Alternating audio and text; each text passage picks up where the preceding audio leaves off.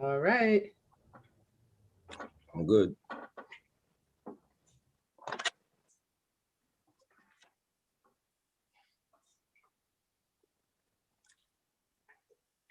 All right, we're ready.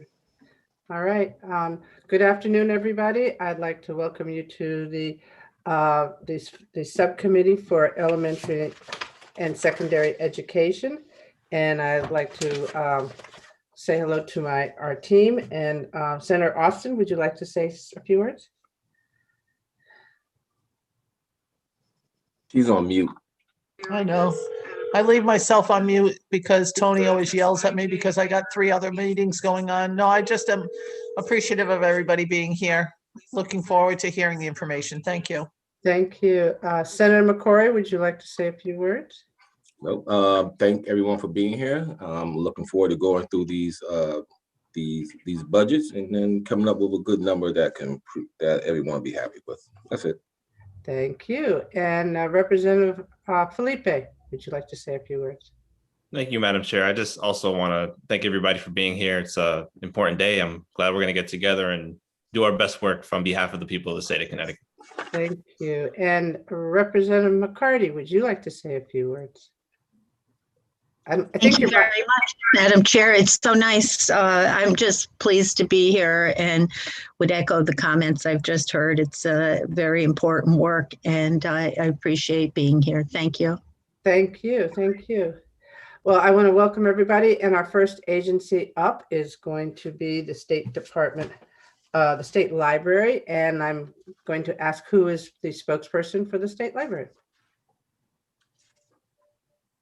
Good afternoon, everybody. My name is Deborah Schonder. I am the new state librarian. And with me, I have 3 people from my team. We have Jane Bodwin, who is my invaluable secretary. I am her 3rd state librarian, so she has been wonderful as I've been getting used to the agency in the last couple of months. We also have Jay Yasinski, who is our budget analyst at DAS, and Don Laval, who is oversees our Division of Library Development, which is the division that has the most direct connection with our public libraries and oversees things like the construction grant project that we have, statewide services like Borrow It, and a number of other training resources that we have for librarians across the state. So we would be happy to answer your questions for today. Thank you, and welcome to Appropriations. It's really not as bad as everybody says it is, okay? Don't believe the hype. I've heard it's actually a very nice process, so thank you. Yeah, it really is. First of all, thank you for bringing your team here to answer some of our questions and help us get an understanding of your budget. I'm going to start out first and ask, have you received any COVID dollars from the federal government in this past year? We have, yes, and I'm going to let Jay answer that since he has the details on it. Great, thank you.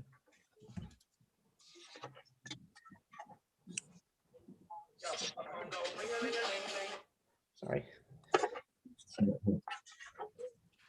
Jay? Okay, I was on mute. Sorry about that. That's okay. Go right ahead, sir. We received fundings for 3 items. One was deep cleaning. The funds we received for that was $11,728. We received funding for storage sheds to protect some of the library materials. Funding for that was $15,990. And then we received funding for the Everybody Learn grants. And for that, we got $2.6 million. And with the Everybody Learns grant, that was to provide access to computer in your libraries, is that correct? Correct. Connectivity and hotspots. Okay, I know that they were invaluable to a lot of people who had to get information into, let's say, DSS or any of the other organizations, because a lot of people, that was the only way they can communicate with some of the state agencies, unfortunately. So I thank you for that, and I thank you for making sure that you had as much opening as possible. So right now you have a listing of 55 staff people. How many of those positions are filled? Currently, 54 of those positions are filled. Okay. Oh, that's pretty good. Okay. All right. So what I usually ask everybody is to do 2 questions, and then if they have more, let other people come in so that we get as many questions and people have a chance to ask that. So I'm going to start with Senator Austin. Thank you very much, Madam Chair. If you could just send to us the information that you have on any COVID dollars you might have seen. So whoever's got any background, please turn off the background, because that's going to cause a reverb, especially with YouTube. So turn your volume down to your other meeting until you put your mute self back on mute. So thank you. Go ahead, Senator Austin. I'm sorry. I'm going to come back. Ask me later at the end of the questioning, please, because I have to talk at this other meeting. Okay, go right ahead, ma'am. All right. I do not. Do I see Senator Minor on here? No. So Representative. So no, Senator McCoy.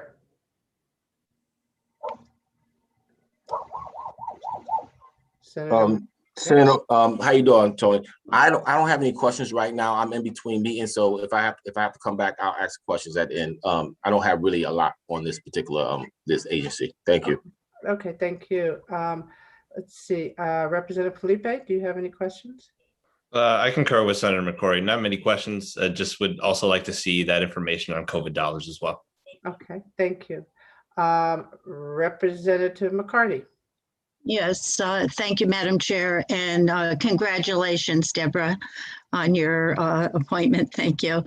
I just wanted to give the opportunity for a moment, because I think as we go through the various agencies, we're interested on a return on investment for the appropriated funds. And you do speak on the Borrow ITCT about a $52 million return on that. Could you just clarify that in a little more detail for us? Sure. Thank you very much. I have been enjoying getting to know the agency in the last couple of months. So that is an annual return on investment. So typically that represents 3.5 million items which were borrowed just in this in fiscal year 20. We collect those statistics on an annual basis, which is why we're reporting the fiscal year 20 numbers, and we're getting the information on fiscal year 21 very shortly. But that is essentially the cost. Well, actually, I think I will turn this over to Dawn, because she's the one who administers this program, to provide a little bit more detail. Thank you very much. So as Deborah Chandra was saying, it represents the 52 million represents what it would cost libraries to purchase those materials if the Borrow It program was not in place. So in lending out $3.5 million items throughout the state, that's saving our libraries $52 million and hence their communities. The Borrow It represents a return to those libraries, a reimbursement of 20 cents for each item that they lend out. Borrow It is the backbone of our resource sharing throughout the state, and it's been a program that's been in place for 40 years and has been very, very well received throughout the entire state. And there is an anticipated loss of 100,000 this coming budget. And how do you see that correlating to the reduced amount of materials that would be able to be shared throughout the libraries? Is that going to have a big impact on that particular line item? Correct. So if the loss of $100,000 is going to have an immediate impact, if libraries are not being reimbursed for the materials that they're lending out, and the reimbursement represents their staff time that it takes to process those materials and lending out, so it is quite significant. The return used to be a little over $1. Right now it's at 20 cents. So libraries are going to reconsider whether or not they're going to share these materials, and that could have I guarantee will have a direct impact on their return on investment. The other part of this is the loss of $100,000 in our state budget directly correlates with a loss of $97,000 from our federal library services and technology grants we get from the Institute of Museums and Library Services. So we're not only losing money on our state budget side, we're losing money on our federal budget side, which also funds the Library for the Blind and Physically Handicapped, the delivery service, our collections that support school and public libraries, and other programs that we provide to libraries throughout the state. Mhm. Okay, I have some more, but I will wait for a minute. But if the chairwoman would give me this personal privilege, I'd just like to give a shout out. The Waterford Library won the big state award for excellence in public service in Waterford. So thank you. Thank you, Representative McCarty, but you know that I'm going to pay for that tonight at 5 o'clock. You know that, right? But anyhow, I just want to pick up a little bit on what Representative McCarty was asking. And I think it would be beneficial for you to explain to people what Borrow It is, because it's a fantastic program. And I learned from then Senator, was it Senator Harpton or was it me? But she was a strong supporter of this. So could you just explain it to us all so that we all know what it is? Absolutely. I'll give a little bit of an overview and then Dawn can fill in with some details as well. So this is a program that has been in place since 1976. It is fairly unique across the country. We are one of the few states that offers a statewide borrowing program like this. Typically, you might be lucky for a county library system to share resources within it. But essentially what this does is any state or any citizen of Connecticut who has a library card can borrow a book from any other library within the state. And this means particularly in COVID era, we have, last number I saw, 30% of our libraries have still not reopened.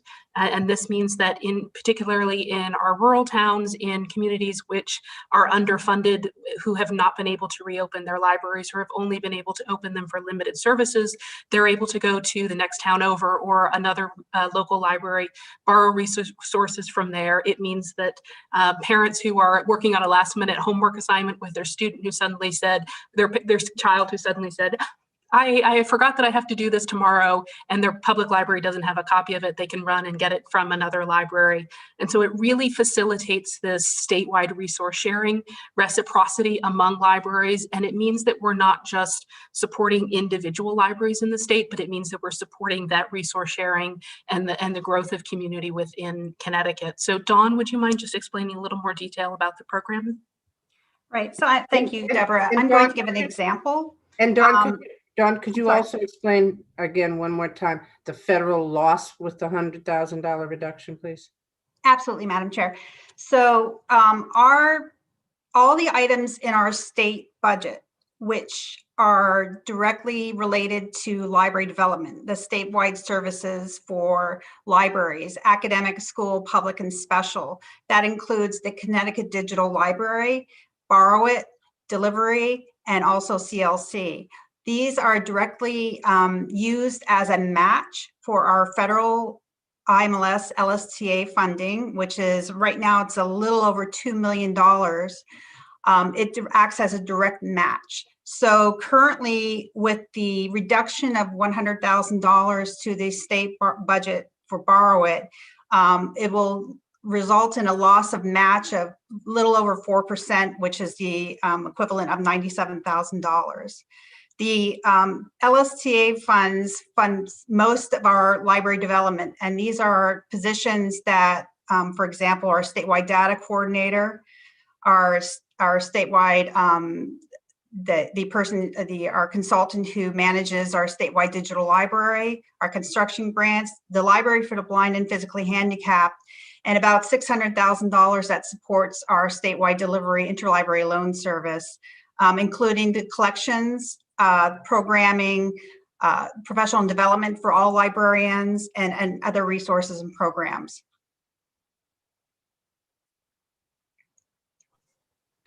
Thank you. I just sometimes I forget. I've been here for a long time, and there are a lot of people out there that have no idea. So I try to be conscious of and that's a great program, and I think we need to make sure we work towards saving that without anything.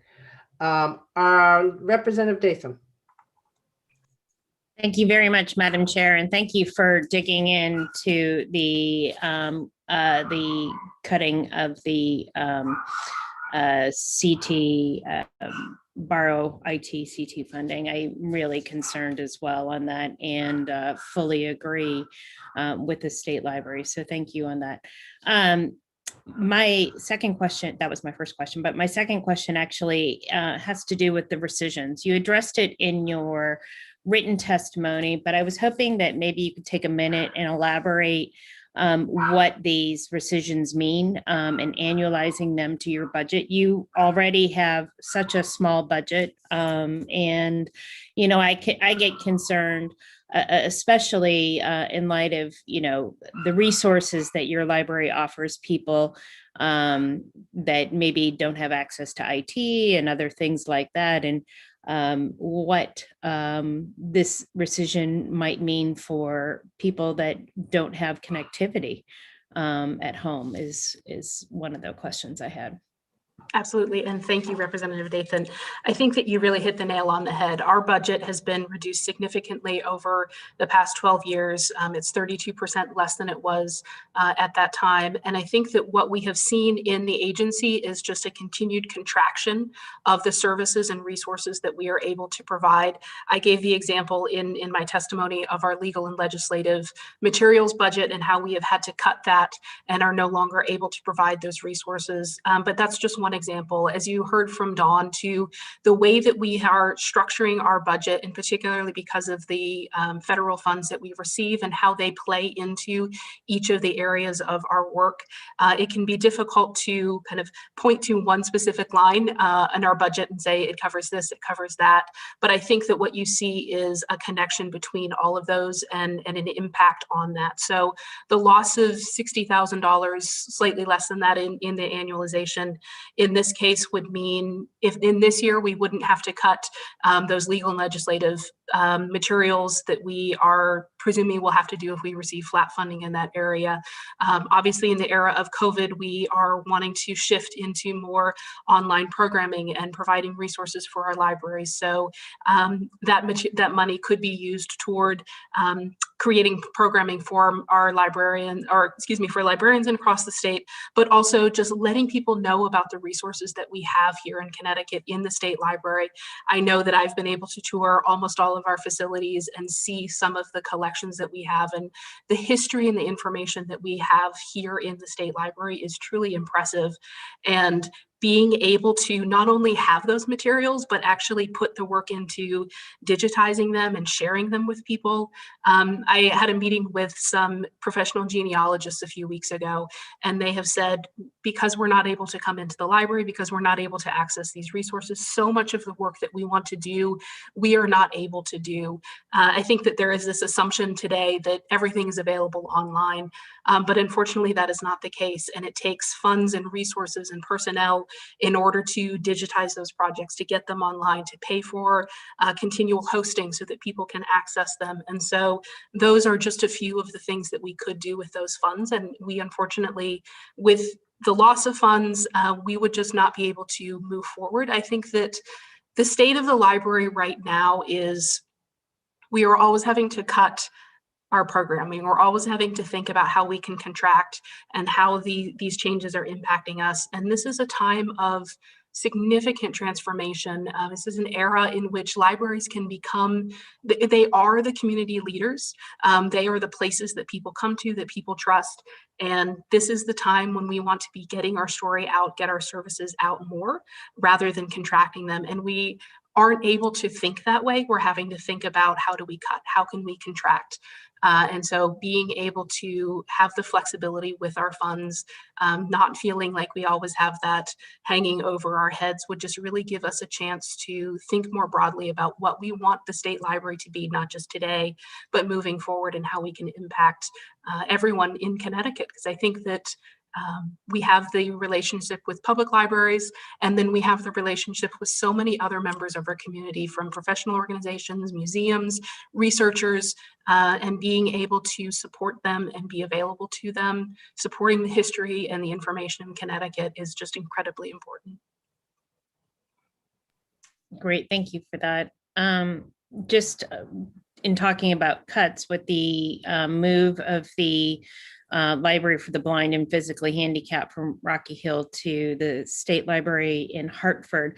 I'm really concerned that that's going to really disrupt people's lives who have been reliant on that for years. And I would love to hear feedback that you've received on that and what sort of long-term implications that we see for the people in that have issues that won't be able to get to Hartford. I mean, we know that, for you and I to get from Rocky Hill to Hartford isn't a huge deal. But if you're, physically handicapped, if you're blind, it is a bigger exercise. And if you've come to get used to it, I do get concerned. So apologies for sneaking in a third question, Madam Chair, but that was another concern of mine. Thank you very much for asking about that. I think that this is one of the services that we offer that we have patrons who are not served in any other way. By providing these resources to people who are blind or physically handicapped, they are able to read in a way that they would not otherwise be able to do. And I think that there is no intention to reduce our services. I think that this is, currently we have about 5,500 active patrons. We've actually just received information from the federal program that oversees this, that they're expanding this program. And soon students with learning disabilities and reading disabilities will be able to use it as well. So we actually see an expansion and further pull requests for using these resources. And so I think that we're only going to see those circulation numbers go up. And you're absolutely right. I think that this is a program that we want to continue, and we want to make sure it's as accessible to people who are using it as possible. The idea about moving LBPH was in part because of I mentioned this in the testimony, physically we need we don't need the size of the facility that we have now. And so we thought, could we repurpose that? Could we potentially move it to a smaller facility and use that for public archives and records, which are resources that will only continue to grow as our collections grow in that area. So we were thinking about how could we internally streamline our processes? How could we be more thoughtful about our funds? And I would say that this is still a very fluid situation. We're not sure yet on the timeline of when this move would happen. And I think that by the time any decision is made by this committee, by the end of June 30, it would be very difficult to move out of the facility by the end of the fiscal year. And so I think that I would say we would like to continue that. We want to have, what we're requesting is the time to be thoughtful about it and flexible about how we approach it. And I think that your point is very well taken about how do we want to make sure that people can access it. Let's make sure that we're making the right decision rather than just rushing and making a decision. Yeah, particularly in light of wanting to cut the borrowed CT. It's almost like a double duty hit, in my opinion, but I will save my thoughts for myself, Madam Chair, and thank you, Commissioner. Thank you, Representative, and I'm glad you hit that because I was going to say something about it. As a teenager, when I first got my license, my dad was blind, so he would go up to Rocky Hill because you guys had the best selection of Louis L'Amour, and I'm sure nobody knows who he is except for the fact that he was a cowboy, an author about Western life and my father was from Texas. So I just think that it's a travesty to move it because, for me, it would have been a hardship even more so to drive to Hartford, even though it's not that far, but still we'll have a further discussion. Are there any more questions from anybody in the committee? Well, I think we answered all of our questions, and I want to thank you. Representative McCarty. Oh, I forgot. I'm sorry, Representative McCarty. You did say you had some more. Go ahead. I'm sorry. Go ahead. No, Representative Dathan covered that topic, but I'm just wondering if the library could maybe look at a compilation of all that is being done and give us some feedback on the loss of federal dollars throughout the agency. As we're talking of these different areas, we're realizing more and more there is some lost revenue. So that I think would be helpful for us. Thank you. And if you would be so kind to send that to Susan Keene so she could get it out to all the members on the committee, that would be appreciated. Representative McCarty, do you have any more questions? Nope, that's it. And thank you very much. Okay, no problem. Well, thank you, everybody. Thank you and congratulations on your position. And we look forward to having further discussions a little later on the items in your budget. Okay. Right. Thank you so much. And if you have any further questions, please feel free to reach out and we'll provide that information. Absolutely. Thank you. Goodbye, everybody. Have a good afternoon. Thanks. I think we're a little early, but I see the commissioner's here. Wait a minute, she was there. Oh, there she is. She's here. Oh, yeah. The team is moving in. Let's see. Do I see anybody else?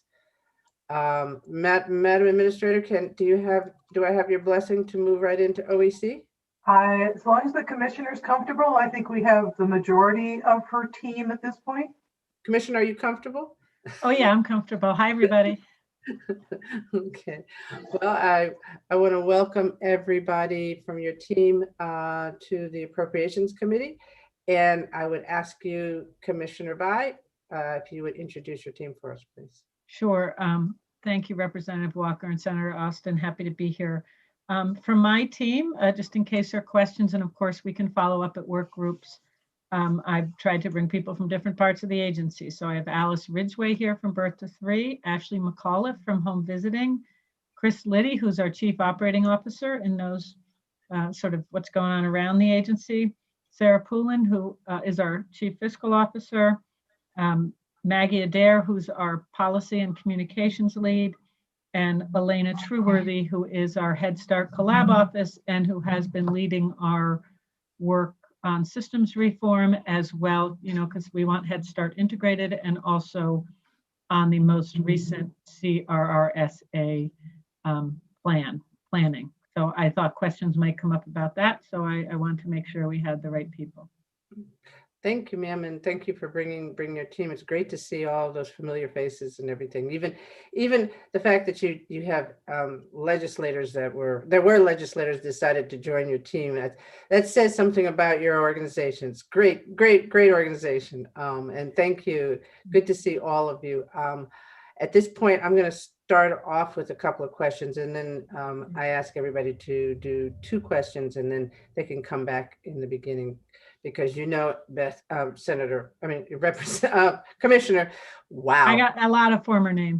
I'm sorry, and I went through all of sorry. You know that we're not short on words or questions, so I do appreciate that. First of all, can you tell me how about your the COVID dollars that you've gotten from the federal government? Oh, sure. What I thought I'd do is just sort of give a high-level summary of each. In the first round of CARES dollars, Connecticut received $23.5 million. 97% of that is spent. We are in the process of sending out another round of grants to programs from what's called the Corona Relief Fund. We call it the CRRSA. That is $70,500,000. And then in what just passed in Congress, there's $276 million allotted to childcare and $6 million to Head Start. So all told, you're approaching $400 million in childcare relief, because much like other industries, childcare was really hit hard by COVID, and families have been hit hard. So those are all of them put together. I'm happy to answer individual questions about any of them. I'm going to do that because I think my colleagues will hit on foster care and all the other things that are out there. So, so you talked about the 70.5, and you said you sent out applications. What are the parameters for that, and who is receiving those applications? Well, those will be available to every licensed program in the state, and also programs that may not be licensed, but they're in the system because they accept Care for Kids, because we know in some communities there are programs run by the city or town or schools that are childcare that are not licensed. So that would be open to them. Would that be like All My Kin and those types of programs? Well, All Our Kin is being funded will be funded, that kind of activity, through probably all 3 Corona relief packages, because one of our priority approaches is to expand support for family childcare homes, and All Our Kin is one of the innovators, and we now have 12 All Our Kins across the state thanks to 4CT. So, but what I mean is it will be all centers, family childcare homes, and Connecticut throughout has made sure that these coronavirus relief funds went to both types of care. I know in some states it's been heavily focused on centers. We're really saying if you're providing childcare, you will receive funds. And then more specifically on the 70,500,000, I don't want to get into like too much detail, but that's been approved by the governor. Our plan was approved by the feds. 65% of those funds will go right out to programs that are licensed or license exempt that are in the system. And the plan is to stage that to assure that they address issues of equity. So there will be a base amount per child served by a program, but then there will be incremental increases based on your census tract SVI, that is what the census calls a social vulnerability index, that will have more of the funds go to places where there's higher social vulnerability levels. Programs that accept care for kids will be also get a bump up because we have all kinds of programs that don't accept care for kids, but the ones that do, that's just really important for families to be able to afford. So it'll be a slight bump for that. There'll be a bump for programs that are either Head Start certified or nationally accredited, whether it's family child care accredited or center-based accredited. And then we will give an advantage to programs that serve infant toddlers to address a severe shortage of infant toddlers, which is most family child care homes serve infant toddlers, as well as many centers, but we can't afford to lose those spaces. So these are all geared to not losing childcare capacity in those places where we can least afford to lose childcare capacity. Thank you. So when did you receive the dollars and how long has it taken you to get it out? Is it as arduous as it was in the beginning when we first started The first round, Representative Walker and I had a conversation about, the OEC was not set up to send individual checks out to programs. So we've been processing about 10 times as many checks a month as we usually do, but we have been able to get almost all of the CARES dollars out, which did take a while, but they were in 2 rounds. The other complication, I don't want to get into too many complications because I think we did a really good job getting the dollars out overall. But not everybody took them. And I think this is something the legislature needs to pay attention to. We estimated that 90% of people would just take these grant dollars. But many programs didn't, which led us to have to do a whole second round of grants because we still wanted to get the money out to programs. This is all about benefit cliffs. If you're running a family childcare home and you're going to get a $2,000 bonus, you might lose healthcare, you might lose your housing. And this has been a big challenge for us to just think through this, how to do this in a way that doesn't happen. And the governor signed an EO about benefit cliffs and CARES dollars or CRF dollars, but it doesn't apply to these funds because they're straight income. So you can if you find a way to use tax credits versus income. So we're looking at this, but I think it really slowed us down. We thought everyone would take this money, forgetting that those benefit cliffs, you could take $2,000 and lose $2,000 a month versus of healthcare coverage for your family. So anyway, it took 2 rounds. They are virtually all out now. And then the second round, we received the 70 million on February 5th. And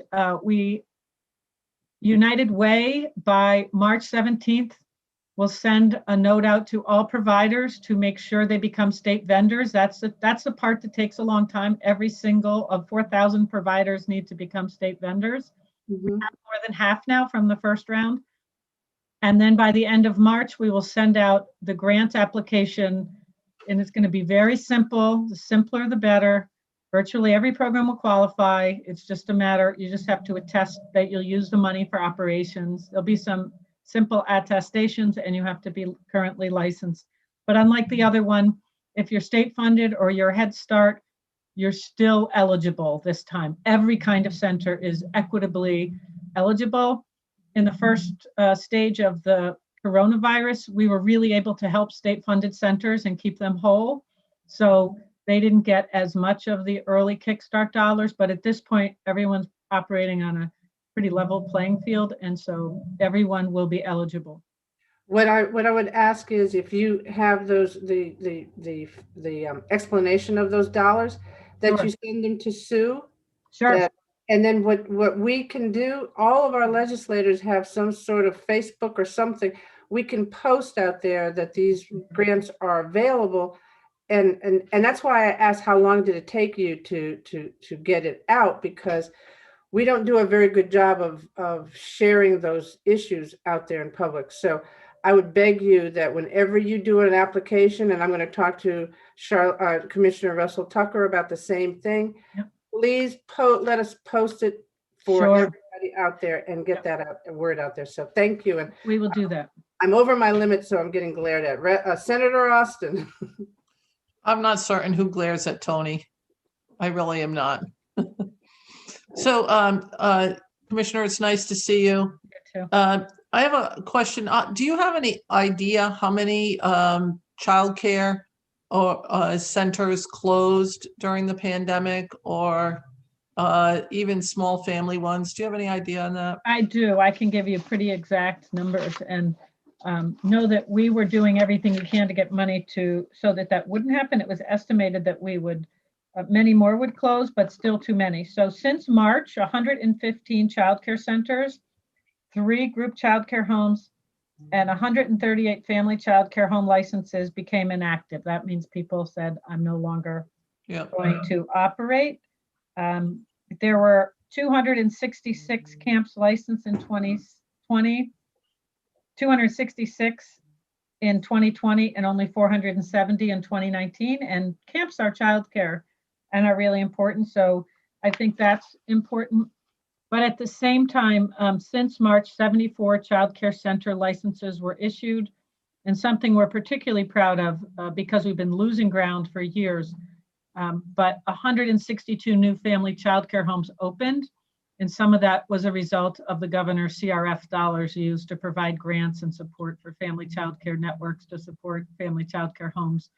WBDC administered a grant program targeted an effort at family childcare homes. And so we were able to also add 162 family childcare homes during a pandemic, but that's because of a 4CT investment and the focus on working with family childcare networks that helped there. Okay, and if you could just send those numbers over. Yep, so sure. We can send them around to those people that are on the plethora of other meetings that are going on. Yep. There's a reduction in the budget of $75,000 for Smart Start. Is the bond money no longer available there, or are we not recruiting towns into that? Yeah, well, that program has been flat funded. The cut to Smart Start is because of Stanford did not take their classroom this year. They turned back a Smart Start classroom. And so that cut reflects that change in an ongoing way. Stanford's in the process of developing an incredible all early childhood program that will be special education, regular education, school readiness, all in one building. And so they're just shifting their model. But there is some bond money left in our Smart Start fund. Sarah could probably tell you exactly how much. But the good thing about Smart Start is that the state pays half and the town pays half. Now, Senator Austin, your section of the state has probably more universal preschool than any other part of the state, because superintendents have taken advantage of Smart Start and school readiness, and also the communities have invested as well. I was shocked when I went on a call with the superintendents. I had no idea how many of the communities did have universal preschool, but you sort of understand because there aren't as many centers out there. And so the schools are like, either it's nothing or we do it. But that line has been flat. It used to be funded through the tobacco funds, and then it was shifted on into the general funds. But if it did expand, there is a small amount of money available. I think it's $75,000 per classroom to add. Sarah, can you tell me how much is in that line item? 37,000. Well, there's 37,000 in the facilities line item, which was for building classrooms, and there's 520,000 in the classroom funding line item. Yeah, so there are some funds sitting there if there was expansion. So do we actively recruit towns? How many towns in general are in that are taking advantage of this program? I can tell you we have 23 school districts and 28 schools participate in Smart Start. And again, because it's been flat funded, we have not been recruiting districts. We are right now surveying districts, and you may have heard that, maybe that's behind your question. So we know what our options are for the next round of federal funding, because that's a way to leverage state funding with town funding and expand preschool access in public schools. So we're thinking, we are figuring out if there are communities that want that, and I'm happy to share the results of those surveys with you. Well, that would be great. I'm really wondering, do we have like a waiting list available for this, or do we just not do that based on, we don't know if we can meet that need? This is the first time that we have asked districts since the beginning. Like, this is the first year in several years, because it's been flat funded, that we're asking, and that's because of the federal funding. So I think that's our best measure of, is there demand out there? And to Sarah, when was the last time that bonded dollars went out for Smart Start? I believe it was 2016 was the last tobacco settlement fund funded for the classrooms, but the 37,000 that's remaining to build out classrooms was before that. The last budget reference we have is from 2017. And so that this administration hasn't done any bonded dollars for build out that you know of? Correct. And the 500,000, what is that? What is that, general fund dollars, or is that what are those dollars? Well, so we had bond funds and tobacco settlement funds. The tobacco settlement funds were what I believe was funding the actual classroom spaces after the classrooms were built. So the 520,000 is for the classroom spaces. Okay, and that's 75,000 less than it was last year for the Stanford issue? No, sorry, it's complicated. It's changed a few times over the years. The Smart Start is actually funded through the general appropriation now. What the reduction was is in that general fund appropriation line item. The 525,000, where does that money sit? In the bond fund, in the tobacco settlement fund, which is a completely different. But it's earmarked for early childhood. Smart Start. Yep. Okay, it's earmarked for Smart Start. So there is capacity there. There is capacity there for build out then. Yes. You could use that to build out. The 37,000 can be used for build out, but what can the 525,000 be used for? Classroom spaces. Okay, so and what does it take to build out a space? Well, the way we structured Smart Start was, we said, we'll give you, it's $75,000 a year for the cost of the classroom, which is about half of the cost to run the classroom, and the district does the other half. And then for each new classroom, as you bring new classrooms on board, then you get $75,000 per classroom. So, and we're happy to provide more detail on that at the work session, to be really clear about what can be used for what. So I guess, Commissioner, my real question is, on the $37,000, how many classrooms can that build out? Well, that's really, is that even? It's less than one class. Okay. It's less than what we gave for one classroom, because in public schools, it's expensive to build, and just adding a bathroom, which most of them need to add a bathroom, and then some build out for separate areas. Right. And so I'm asking, can the 525,000 be used to help with build out, or is that earmarked just for the classroom itself?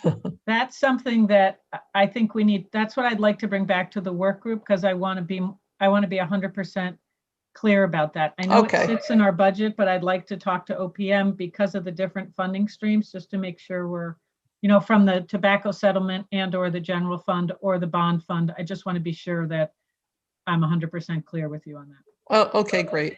Thank you. That's my 2 questions. Thank you very much. Thank you. Senator McCory, do you have a question? Yes. How you doing, Beth? Hi, Oh, Senator. I'm sorry, Commissioner. Can you hear me? Yeah, I hear you fine. Okay. So the $70 million from, I'll call it CARES Act, it was, the goal was to keep these businesses in operation. Is that correct?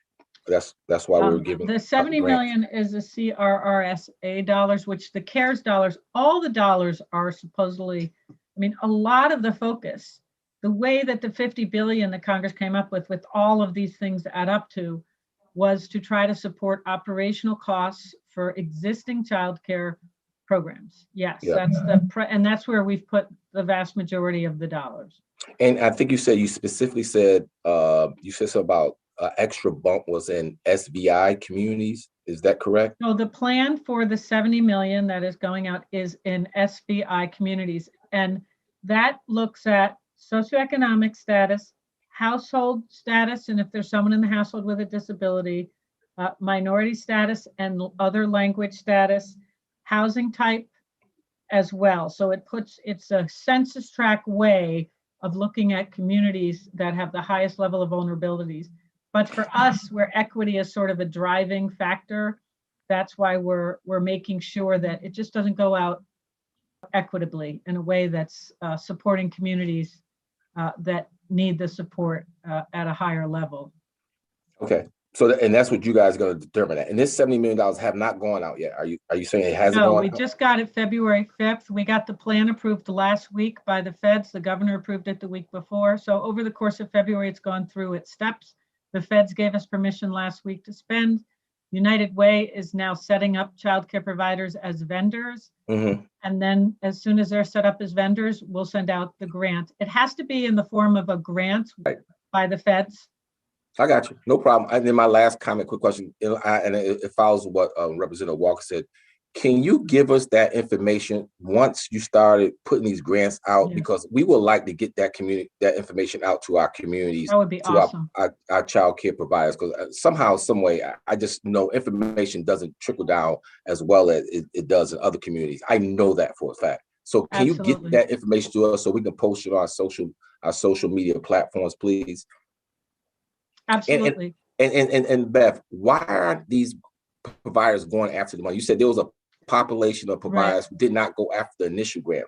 Is there any reason why you find out why they didn't go after the grants? Yeah, there are a couple, and this is part of why we've set up the family childcare networks to really work with the providers to explain how it works. And we've set up business supports to work with them as well, like just to explain this. But part of it is because of concerns about benefit cliffs. Childcare providers are the lowest paid workers. Right, okay. And so if they suddenly get $2,000, family childcare homes are small, independently owned businesses. Yep. So they get worried about losing other benefits if they Got you. No problem. Thank you. Thank you for your response. And thank you, Senator. And that's why it's so important that you get that information out to us. And we can be your advocates out there to do that, so we don't have this. And I think then you hear about the problem can help us understand where the miscommunication or fear is. Representative Felipe. Thank you, Madam Chair. And I'm going to keep my question a little bit more simple because I know that we have more intuitive questions coming in the queue. I see Rep. Abercrombie.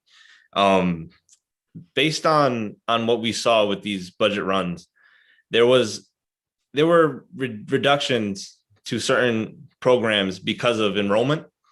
And I saw that carried over not only to 2022, but also to fiscal year 23. I'm wondering why it was projected that enrollment would stay low for that long and what contingencies you have in case that isn't the case. How do we make sure that we are providing for all of our programs? Thank you for that question, Representative. Yes, some of it was based on caseload and some of it is hard to predict. And some of it's also because of, the challenges that we're faced this budget year, all commissioners had to submit significant reductions across the board because of the shortfall in the budget to try to find some savings. And so where there was a reduction in enrollment, that was where some of the reductions were accepted by the Office of the Governor. But if you'd like, we could give you enrollment projections for those programs. And also, if you wanted the work group, we can explain, why there was a reduction. There was a reduction because there was a provider who lost their funding in Head Start, for example. So there just wasn't a provider at that time. And so that's why that reduction is there. Absolutely. Especially when it comes to birth to 3, I know that I saw something glaring there as well. Yeah, I'm happy to address birth to 3. We did have a reduction in birth to 3 from about 5,900 children in December of 2019 to just 5,000 by September, and we're already back up to 5,300. I can have Alice address that, but we do believe our appropriation as it is will be able to meet the birth to 3 budget. But as those of you who are on this committee know, that we can 6 months into the year be right on budget, and then month 9. And so my concern is when things reopen, we could have a really large increase in birth to 3 enrollment. And we've tried using apps and outreach and many forms to get in touch with families, have them assess their own child. But many come in through pediatricians' offices and through early childhood settings where kids just haven't been getting the same kind of evaluation. Alice, I don't know if you want to speak to that, but there is a concern that we could have a big surge. Thank you, Commissioner. I would just add that the main way right now that families understand whether or not their child is developing on par with other kids is by running into folks at playgroups and at the library and on the playground. And without that, first-time parents just don't know. So that's what we're most worried about. And also, we also have been covering the parent fee, which to maximize enrollment and birth to 3.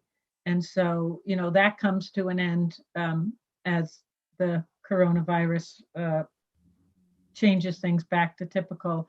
And I just think that's worth the conversation as well, long-term, because it is by far our most popular program. It's serving families where they are. It's just fabulous. And so we do, and I will, to OPM's credit and to the legislature's credit, when there is a shortfall, that comes first. These are kids with disabilities, and we have to find other places in our budget to find savings. So we're committed to funding this for any and all kids who come, and so is the Office of the Governor, and I know so are you. I appreciate that. I look forward to connecting offline, and I'll bring the rest of my questions to the working group. Okay. Thank you, sir. Make sure that the questions that you bring to the working group get the answers sent to the whole group so that we all get the opportunity to get all of your knowledge that you're gaining. Thank you. Next, we have Representative Dathan. Thank you very much, Madam Chair, and good to see you, Commissioner, today. I have 2 questions. The first is in regards to Child First. This is something that a few of us legislators have spoken to your office about and have some concerns about, and would really like to understand the strategy of how we are working towards those kids that are 6 months to 6 years. And as you're aware, Child First was 40% funded by the state. And so it's a big loss for these kids. And I'm a little just concerned about this population.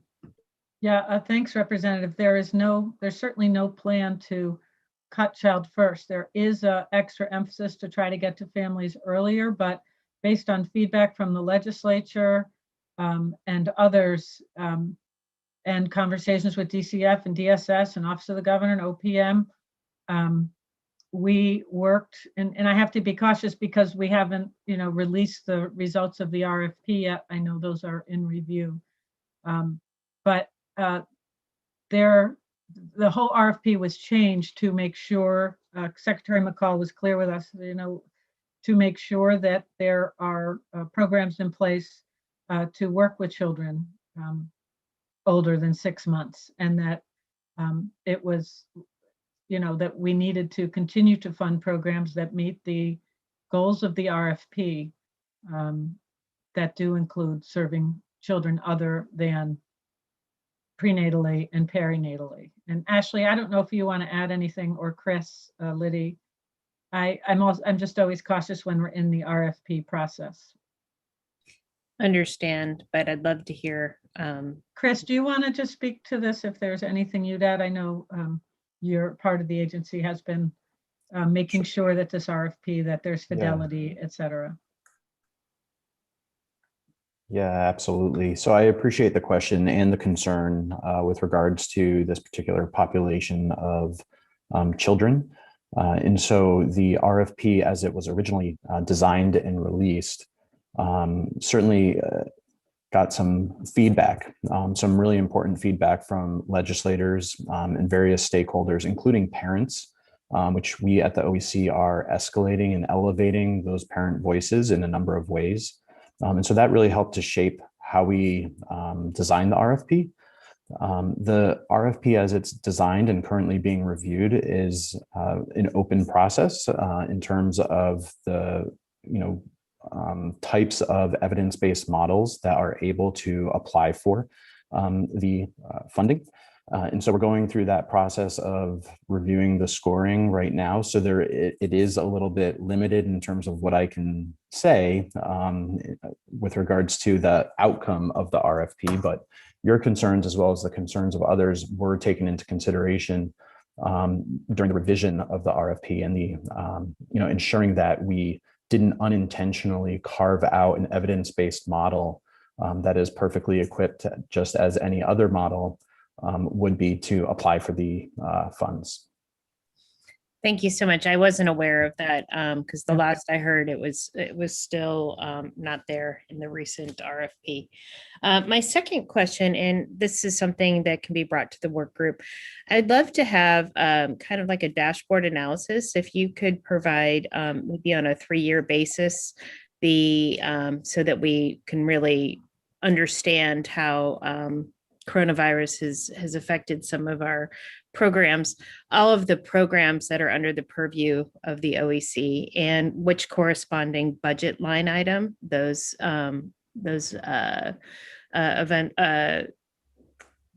programs fall into, and the number of children served in each of those programs.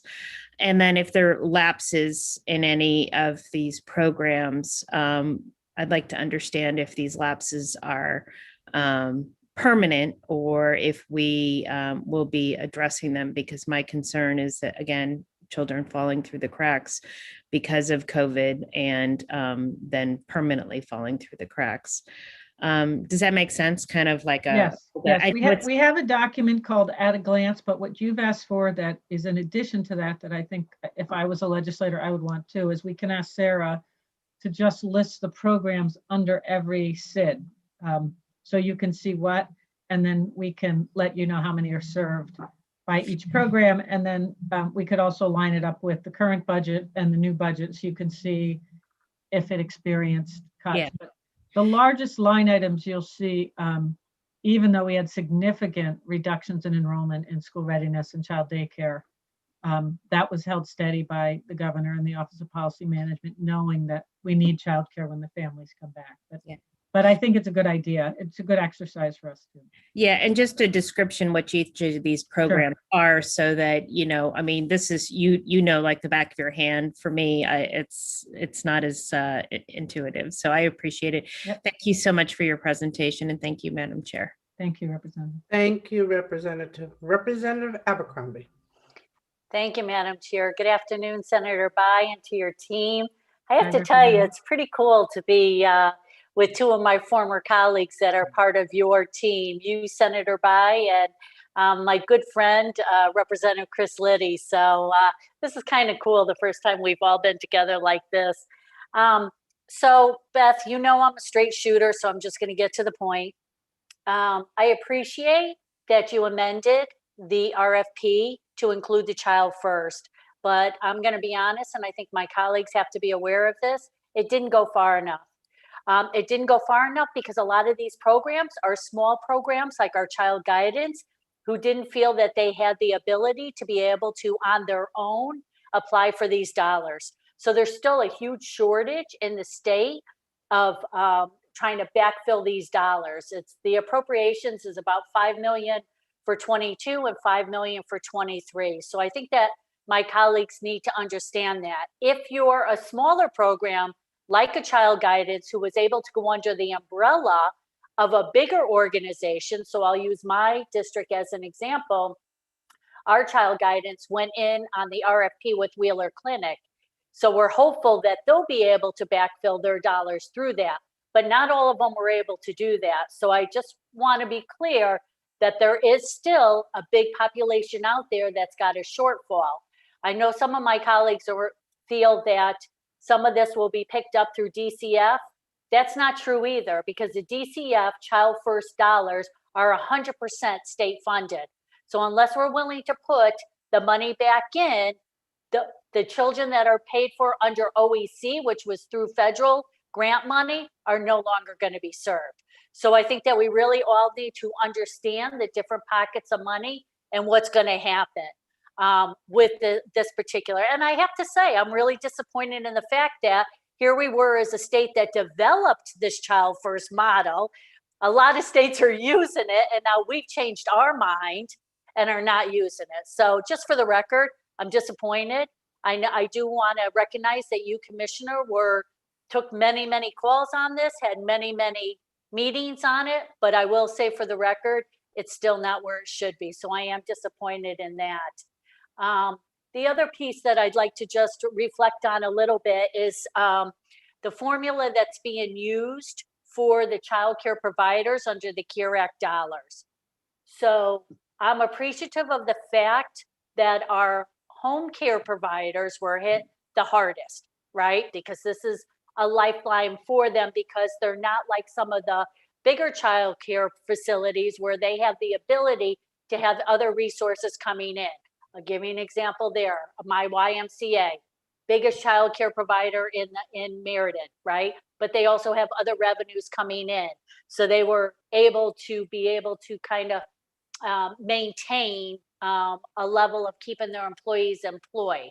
So I get that, but I just have to put a plug that the formula that was used really didn't support some of the bigger facilities who, with all due respect, were on the front line of supporting our families that had to work through the pandemic, right?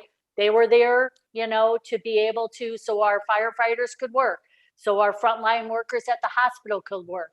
Some of them even opened up for 24 hours. So just please, as we do these formulas, keep in mind, I support the family network. I support that we have to be able to support them, but let's not forget the others. And then the last piece is— Representative Abercrombie, could I just respond to the second Absolutely. piece? Yeah, just to clarify. Your point is really well taken, and we found in the first grant, in the CARES dollars, the first round of grants, that we should have had a category for extra large. It was like we had sections and the extra large centers were disadvantaged. Because of that, we shifted our model, and basically the reimbursement will be a base per child. And then so that it's not, extra small, medium, large, that it will be based on licensed capacity. That was something that didn't work well, and that feedback informed this process, so that the size of the center will be proportional to the size of the grant this time versus simply having 3 different levels. That's great. Thank you so much. And I'm sure the providers that are watching this are very appreciative of that also. And then just the third piece, and I have to put a plug in this, is the child quality enhanced contracts. There's a cut in that line item. So can you just explain what that line item is for the new members on the appropriations? Yes. That's quality enhancement dollars. Those go out to communities to use for professional development and working to improve the quality of the programs in their community. So they go out to the school readiness coordinators that use that. And I don't know if anyone, Maggie, do you have anything else? Do you have anything else to add? Is that accurate? I think Sarah might be able to clarify. Okay, So Sarah. Beth, let me ask this. Don't Sure. those dollars also help some of these providers that are also doing the educational piece for their employees? Yes, through the school readiness councils. Right. So this is where my concern comes in. I know that every year, and you've been around long enough, and you actually started us down this path. You know, we want to make sure that we have an educated workforce, right, in this area. And every year we push out, you know, the year that they have to have their bachelor's or whatever the degree level we're up to. But I just have to put a plug that there are a lot of these providers that have taken this seriously and don't, at some point when this legislature figures it out, because we still haven't figured out what year we're going to do this, you know, have been paying for these educational opportunities. So I just have to, you know, make us all remember that it's not fair to not put these dollars in these programs that are doing the right thing that we mandated. And I think this goes back even farther than 2016 when we started down this path. So I feel that sometimes programs are getting penalized because we as a legislative body can't figure out what the hell we want to do, with all honesty, and we keep kicking the can down the road. So just keep that in mind as we cut these dollars. There are programs out there that are really trying to get their individuals, you know, their workers educated. So, but it would be, I think it would be helpful if, I think they said Sarah might want to add to that. What I can do, Representative, is I can bring to the work group, because there are many layers here. Like there's a layer of the professional dollars that go out to the programs. Then there are the dollars, like we've doubled the amount of dollars put into scholarship because we got additional federal funds. And then there are also the dollars, additional dollars we're putting into accreditation support. That is a cut that is difficult, and I hear you. Again, we had to find areas of reductions, and it does impact providers. It does impact, you know, what we're trying to do. I will say there are other areas because of federal funding where we have been able to add some dollars to professional development, but that is not, you know, is not a cut given normal budget circumstances that any of us would like to make.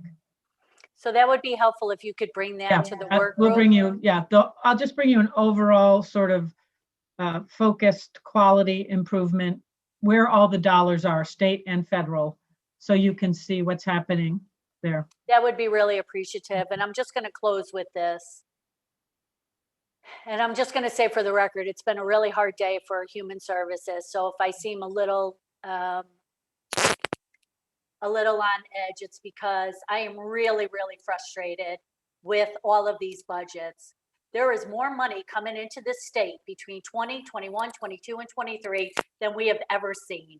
We had a surplus in 2021 of $170 million, and we had the opportunity to do the right thing, especially in the human services, and we didn't.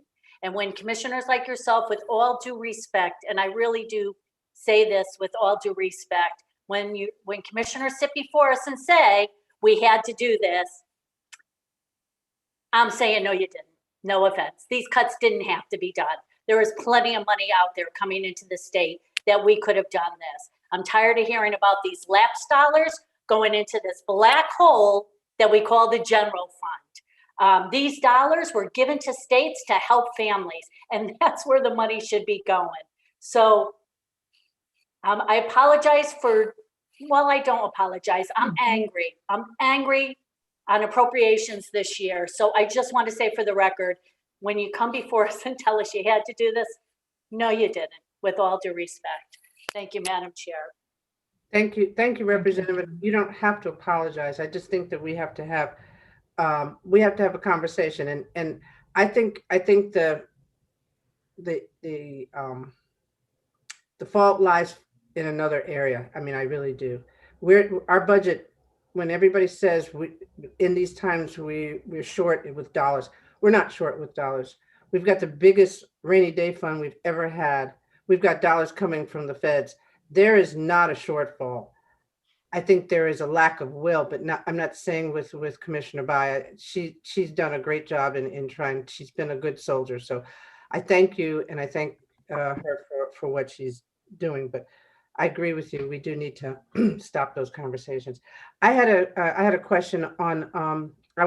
We were having a hearing with Department of Children and Families, and one of the providers, I think you know her, Georgia from New Haven.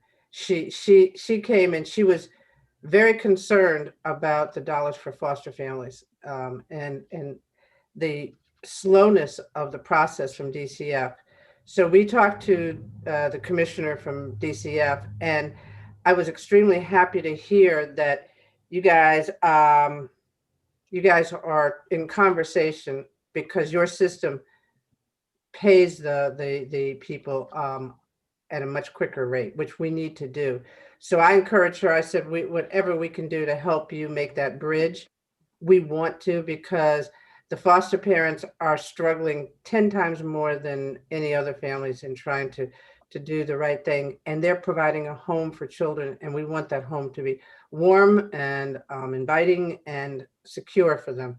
So whatever we can do to help that conversation a little farther. Yeah, I'm glad you asked that. And I can find out if there are legislative changes that need to happen. But, you know, we do believe perhaps we need another, if you will, segment of people that qualify for childcare, like families in foster care, because sometimes the families are slightly above the income.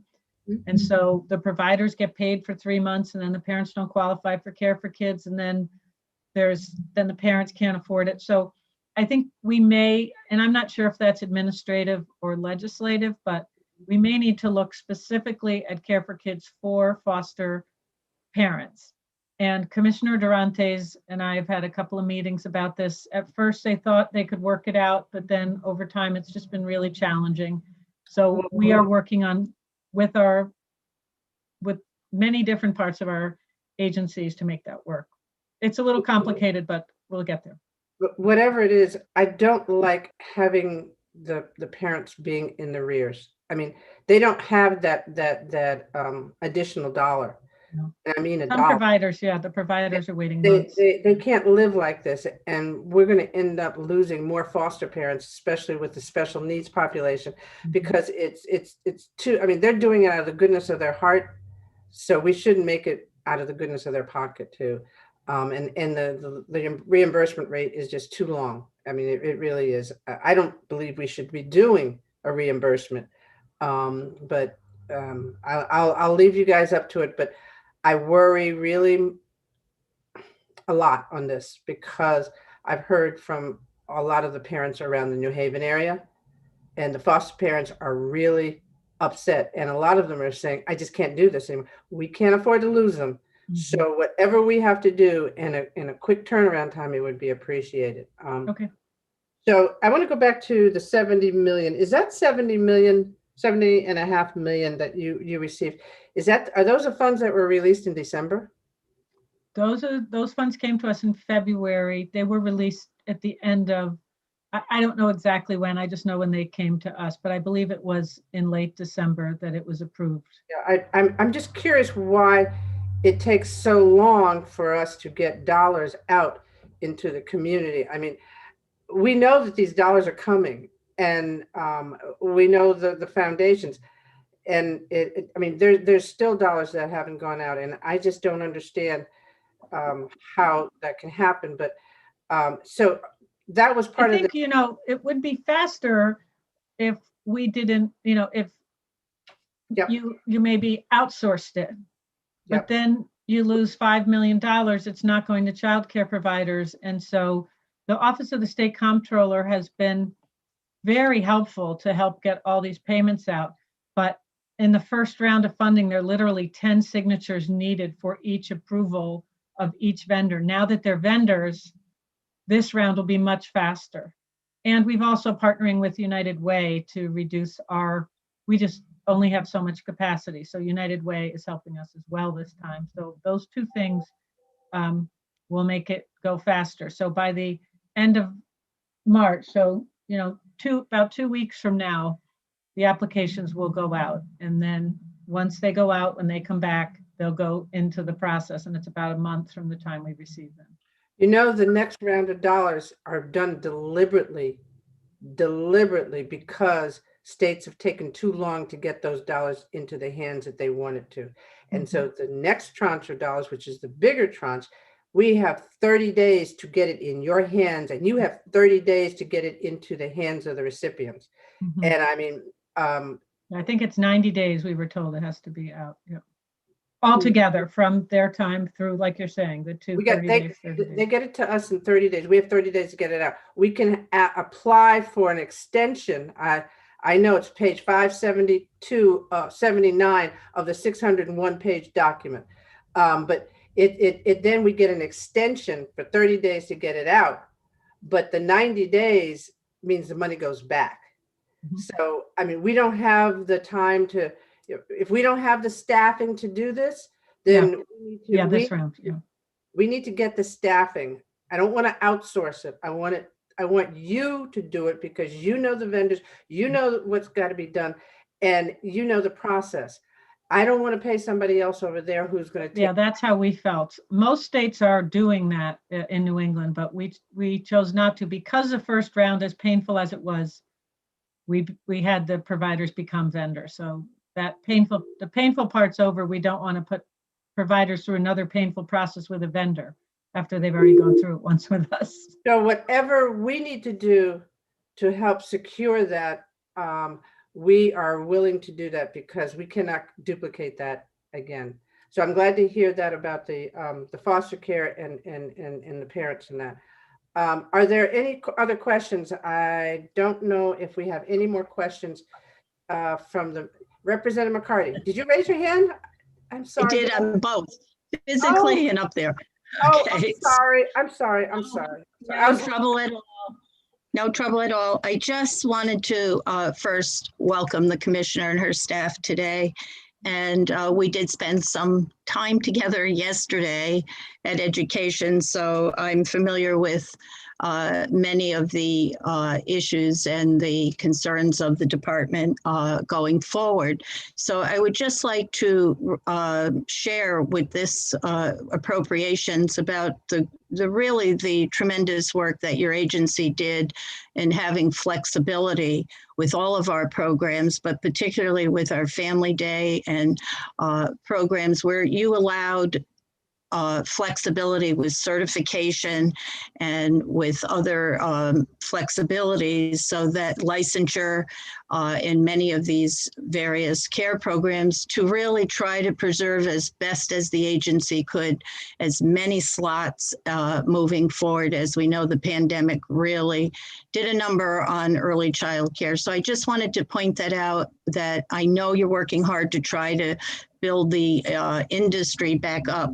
With that, I do have one question that we have not discussed, and that's, does the agency receive any private type of funding? And if so, could we get a sense of what that is? And then the other piece, if maybe you could break down for the working group some of the new initiatives and how those are trying to compensate for the lost slots that we have going forward. And if the agency will be looking, I know this is more difficult, but with those care providers that have closed down, is there anything that we can do going forward to see if some will coming back? Because in my opinion, that childcare right now is really the key to getting our economy back up and moving again. If we don't have the appropriate childcare, parents can't go to work, workforce development suffers. And so I'd like to just hear from you if there's anything more that we can do to build up those areas. And I'll be quiet. Thank you. Yeah.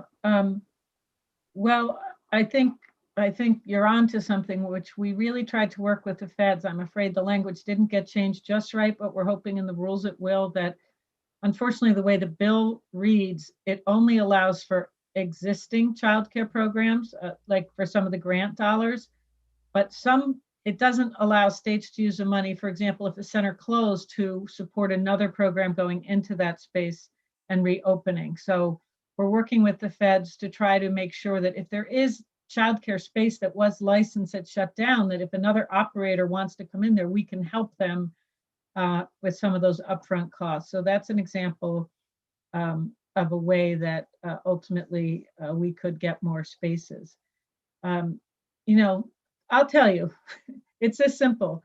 The market doesn't work. The governor said to me, Beth, for this new tranche of money, how do we help the market work?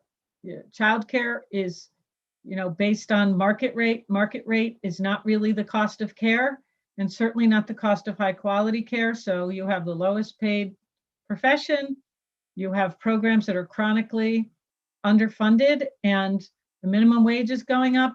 There's just a crisis. So I think we have to think about the new round of funding, and the governor asked us to be thinking about this. So if you have ideas, we're really open to it.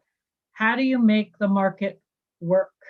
So he has asked me to really think about, and the issue is, at least for state funding, is we're not paying the full cost of care. And so the market doesn't work. Nobody keeps providing businesses. No business stays open if it loses money year after year after year. And I think childcare has just been barely holding on, and this pandemic made it worse. So any ideas that you all have, or you hear from providers about, what is it about the market that's not working? We do think paying the full cost of care is part of the solution. And then, while we have ways to help the state funded programs, because we haven't, cut that line item, if you will, there are a lot of smallish programs with 50 kids in every kind of community across the state that are really struggling small businesses. And we're trying to give them some business supports and some quality supports, but it's pretty dire out there.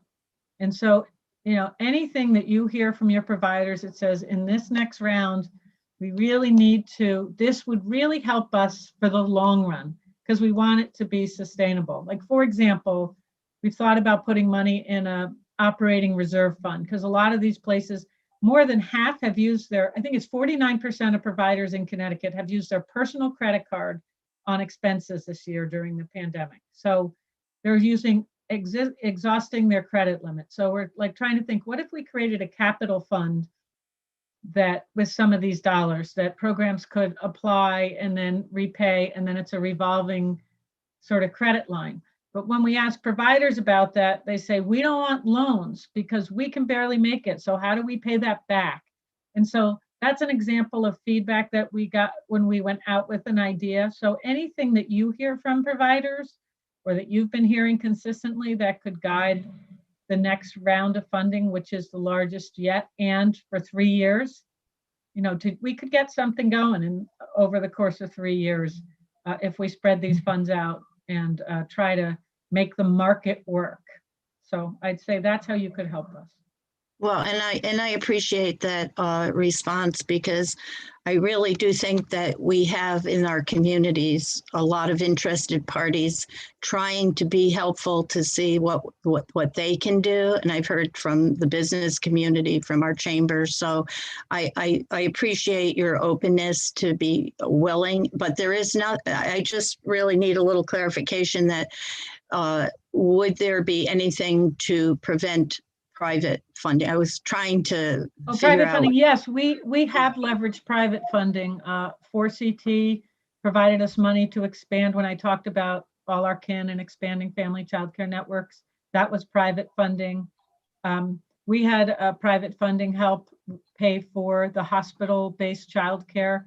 That's led to some partnerships that are still providing childcare today. So yeah, we have $4 to $5 million in private funding that helped during the pandemic. And we're also engaged with the business collaborative. We're trying to bring together 5 to 6 CEOs from across the state to talk about the challenges they see with childcare and see if they have any innovative ideas about financing. So that's what I mean. Like, we're looking for ideas, new ideas, good ideas, And we're also, if you had a business community, we're open to coming and listening to the challenges that your community faces with childcare. So yes, we have leveraged private funds, and we're looking for innovative solutions, because we have some solutions for super low income families right now, but the rates we pay don't help the businesses keep going. And so what about those middle class families who don't seem to quite hit any benefits? The governor's interested in how do we help those families with childcare? Thank you very much, Commissioner. I appreciate those responses, and I know we're here to try to do what we can to be helpful. So thank you.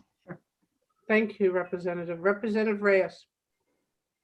Thank you, Madam Chair. Commissioner Bai, good to see you and your staff. Just wanted to make a comment because I apologize. I'm in a couple of different meetings at the same time, and I don't know if it's been addressed or not. But just wondering how the budget addresses the impact on minimum wage, and if that was covered, I missed it, and I apologize. And no, thank you for asking. Yes, for the state funded programs, there was that was addressed in the budget. Okay, thank you very much. Thank you, Madam Chair. Yep. Thank you, sir, and thank you, Beth, and thank you for letting us sometimes express our frustration. That's why we're here. We're all working together. One thing's for sure, we gotta admit, and childcare is low man on the totem pole when it comes to investment. And the sad part is, it's probably one of the most important things that we should be investing in. As a business, you're not going to get rich. So a lot of people don't look towards it. What we pay people to do the job is horrific, because again, they are creating and molding our children, and they should be revered and they should be paid adequately.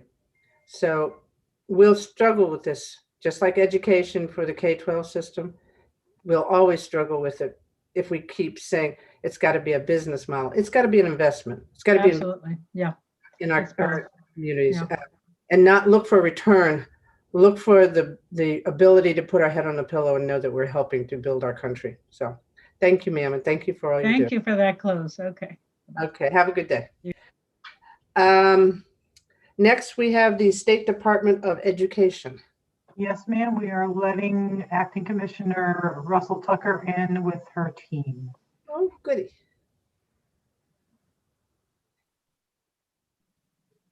Hi, Laura. Hi there. How are you? I'm well. How are you? Hi, Kathy. I feel like Darlene is there. I'm a commissioner. Oh, there she is. Hi. Good. Hey, good. Hi. How you doing, sir? You okay?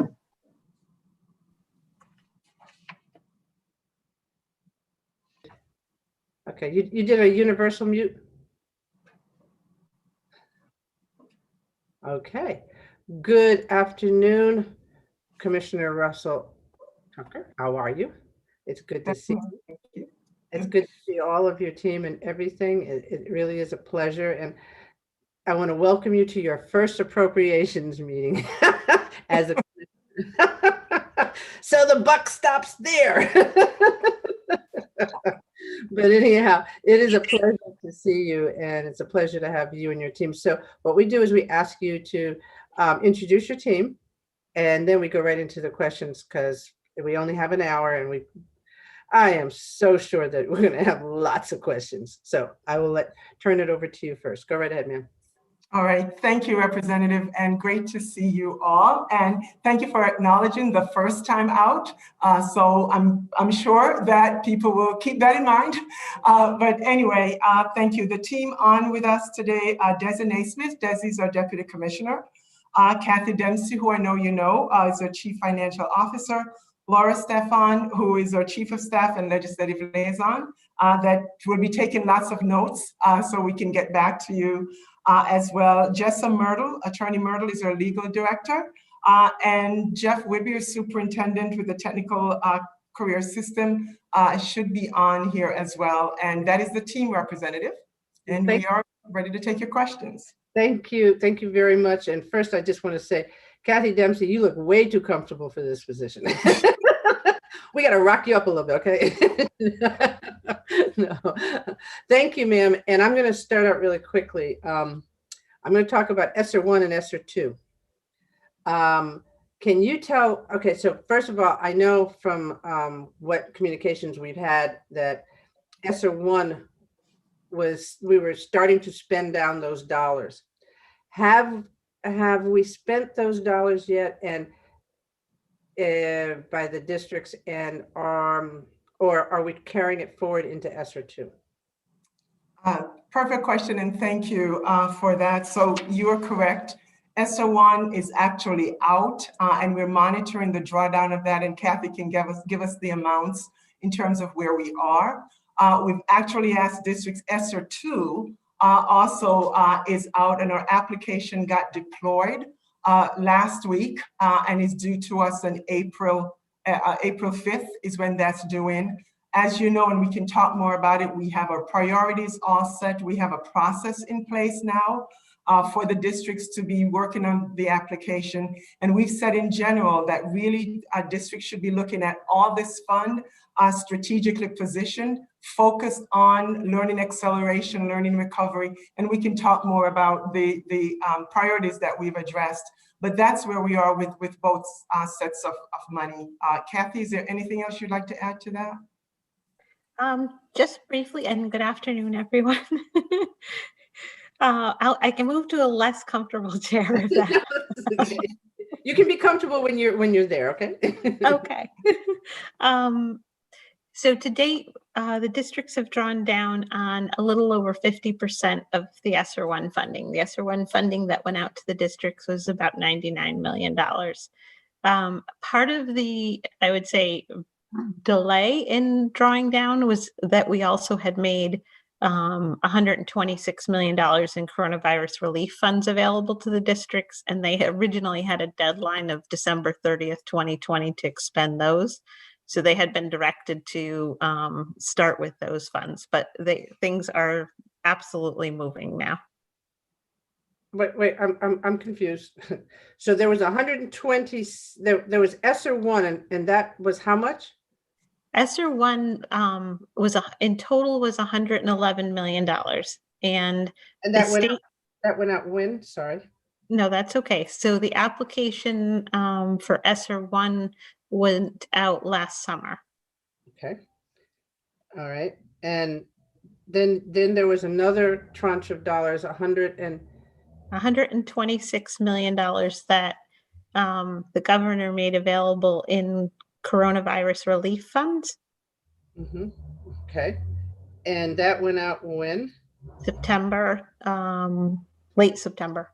September of 2020, yes. Okay, and then the next one we have is the tranche that we haven't gotten yet, which is coming in April, according to the commissioner. No, so we actually have ESSER 2, which just went live, and ESSER 2 is 492 million came into the state. 442 million of that is being dispersed to the districts, and that application is open right now. Okay, so that was the application that went out in December, correct? Well, not application, but the funds were received in December. Correct. Okay, all right, that's correct. Okay. That's a lot, and that's ESSER 2.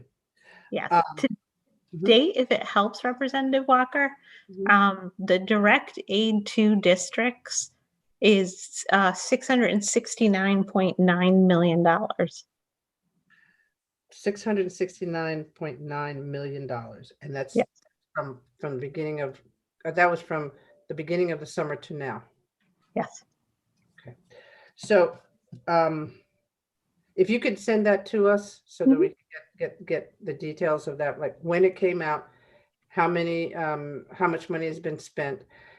Use us as a method of connecting with our LEAs to make sure that dollars are being spent and applications are being completed and things like that. Because that, I mean, education funding is one of the most critical things that we look for. And it's really important that we try and address that in every turn right now.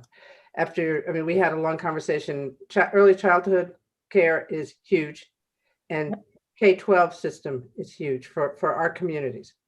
So that being said, let us know, and can we be informed about the application process that goes along with it? Because in some of our cases, we've been told, you know, I applied and I got rejected. I have a feeling that rejection is not the term. There may be some other terms in there. And you know, with all due respect, I mean, a lot of the people that have to do these applications, this is a new territory for them. And I mean, it's not as if we're experiencing it, but we kind of know where legislators are going when they send out these dollars and what they're expecting. So we can help assist our local LEAs to achieve that. And also sometimes they don't understand when they say, well, I have to make sure it's COVID related. As far as I'm concerned, almost everything we do right now is COVID related. So it's just a matter of making sure that we show that. But then the other part of it is making sure that they are doing things that are going to have a good impact for our communities and our districts. And, you know, evaluation is huge too. So if I asked the commissioner, is it possible that we could get a copy of what the application looks like or something, so that we can become familiar with it and we can spend our time, because we have so much time, communicating with our districts to try and make sure that these items are being utilized in the best way, because we got to educate our kids. So if that can happen, Commissioner, I would be extremely grateful to do that and share it with all of our colleagues so that we can help you get those dollars out, so that we don't have 50% drawdown, so that we have 100% drawdown and our children are back in school and they have all the tools that they need to be educated. And with all these dollars, we shouldn't have a problem. We should be able to do this. One other question I had, people are also asking, can these dollars be utilized for HVAC systems and things like that that have not been maintained? And when I talk about maintenance, we worry, but we say that the janitors aren't doing their job. But let's be real, the janitor's job is to clean and disinfect, not necessarily to do the technical labor that's necessary to maintain these units and things. So I don't know how we do that, but maybe we talk to somebody that could do regional maintenance like that for areas, so that we don't have to hire a whole new group of people, but so that our districts can, because I know one of our buildings needs a roof and an HVAC. And so someone said, well, we have to get architect renderings. Like, wow.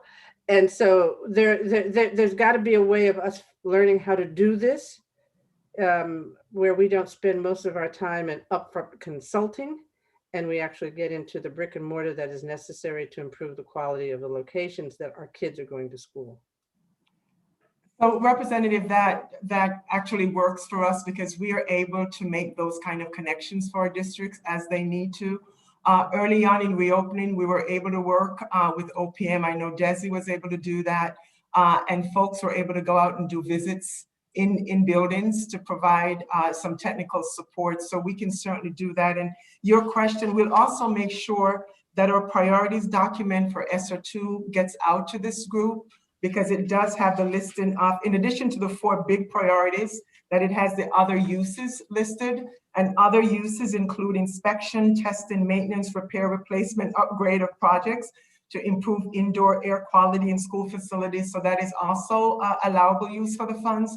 So we'll make sure through Laura that you have this information, that everybody has this information available.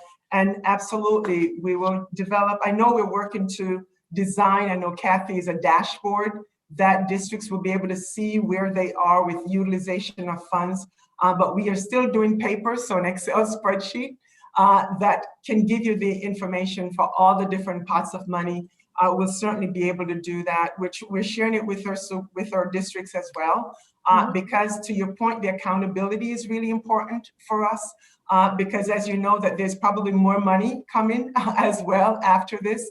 And so making sure that we are, the term of art is financing for outcomes is very important. And also we want to make sure that we're providing any supports needed as districts are planning for utilization of the funds. Thank you, ma'am. Thank you very much. Senator Austin. Thank you very much, Madam Chair. And first, Commissioner, I want to thank you for saying education recovery, because I think that that's where we have to be, is in education recovery. Many students lost almost 2 full years by leaving school in March and having sporadic ways of attending school. I know everybody did their best, but not everybody learns the best via online learning, via hybrid, and going back and forth was somewhat confusing to some students. I have a couple of specific questions that are relative to the district that I represent, and relative to what people call the endowed academies. But in Eastern Connecticut, we have both Norwich Free Academy and Woodstock Academy. Both are used as the regional high schools for the area, and there was $15 million that was set aside for non-public funds, and that was given to CERC to disperse. But I would say for both Woodstock and Norwich Free Academy specifically, I can talk to Norwich Free Academy directly. They handle students from 8 different communities, Norwich being the largest one, but 7 smaller communities go there. They have no other high school to go to. So essentially it is the public school, public high school for the area. With Woodstock, it's 6 communities that are going, my understanding it's 6 communities that go there, similar types of communities as those small communities around Norwich. They received really no dollars relative to federal dollars. Last year, when we were looking to put out computers to children, Norwich Free Academy was left at the bottom of the list until the second round, without realizing that Norwich public school students are some of the lowest income in the area. And we most recently were told that we are the 16th worst county in the country for relative to jobs lost, and those families are dramatically impacted. Do we have to change the language to allow funding to go to these schools? Because it seems to me that we run across this no matter how we are trying to fund these students that are in these schools. I'm not as familiar with Guilford, so I can't talk to that, but the other 2 schools, it doesn't make sense to me that they're cut off from all funding or most funding and not able to receive the aid that would help out children. So thank you, Senator, for bringing that forward. We're equally concerned about all our school districts where all our children are.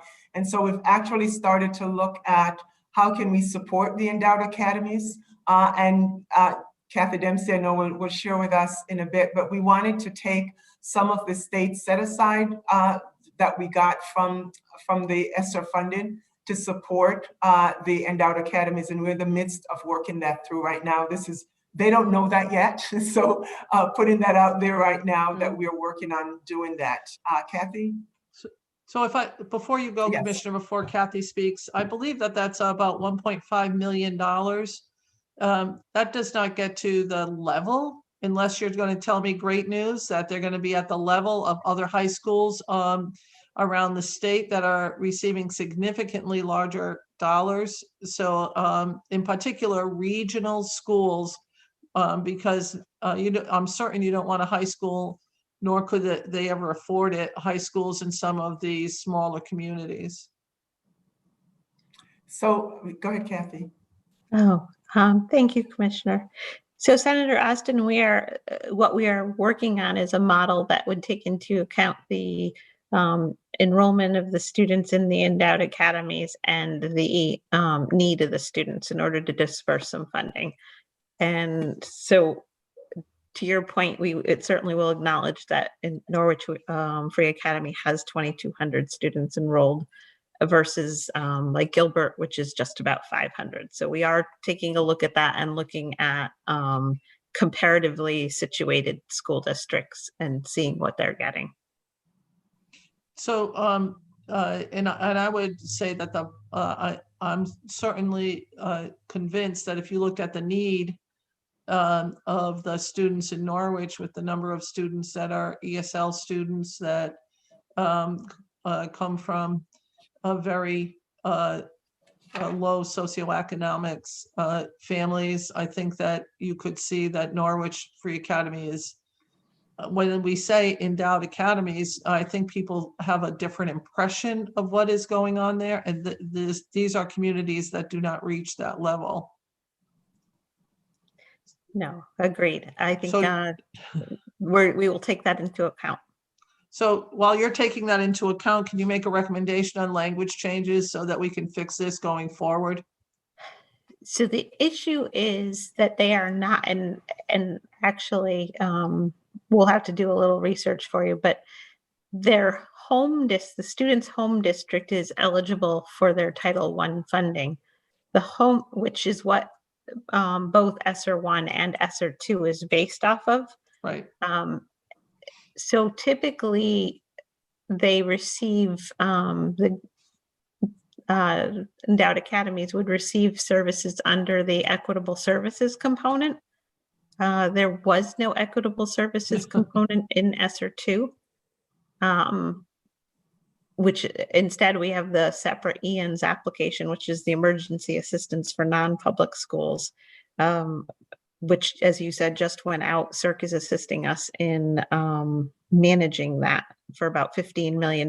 But I don't think that that's, frankly, the appropriate vehicle for the endowed academies. I mean, I think, and which is why we are taking a look at the state set aside. And we'll have to get back to you. I'd like to talk to Jessa, our legal director, about, is there something we can do to position the academy so that they would be eligible for direct receipt of some of the federal title funds, which right now they're not.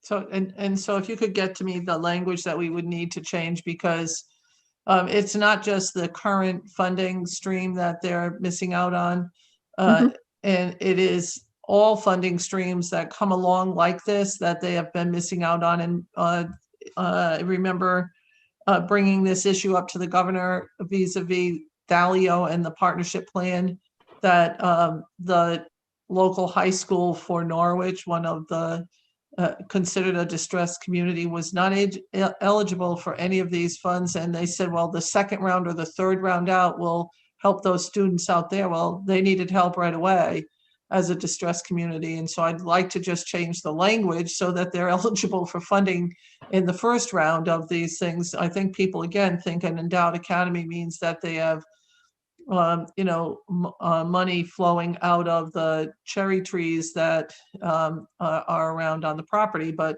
I not recognizing that those were funded. I just think that it's something that we really need to look at changing the language so that we're not continually fighting this and trying to explain the type of students that are going to these schools. No, absolutely. Yeah, I was just going to say Attorney Myrtle is online and she's taking notes. So we'll be able to get back to you on that.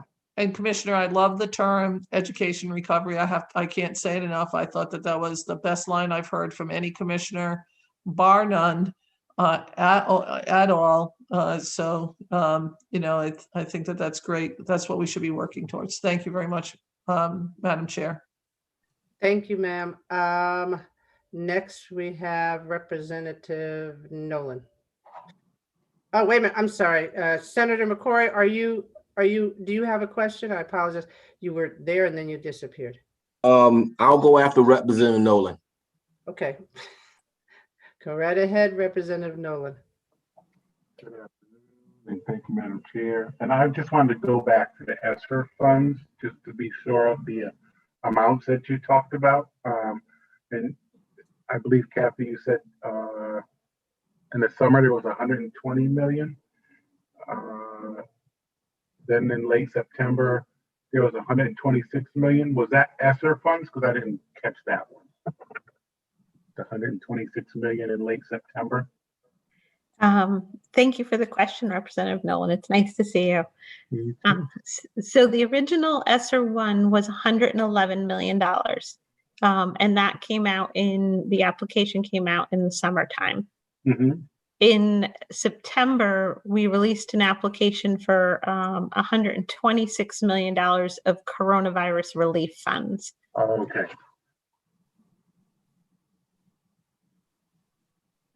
And then there was ESSER in the amount of 492.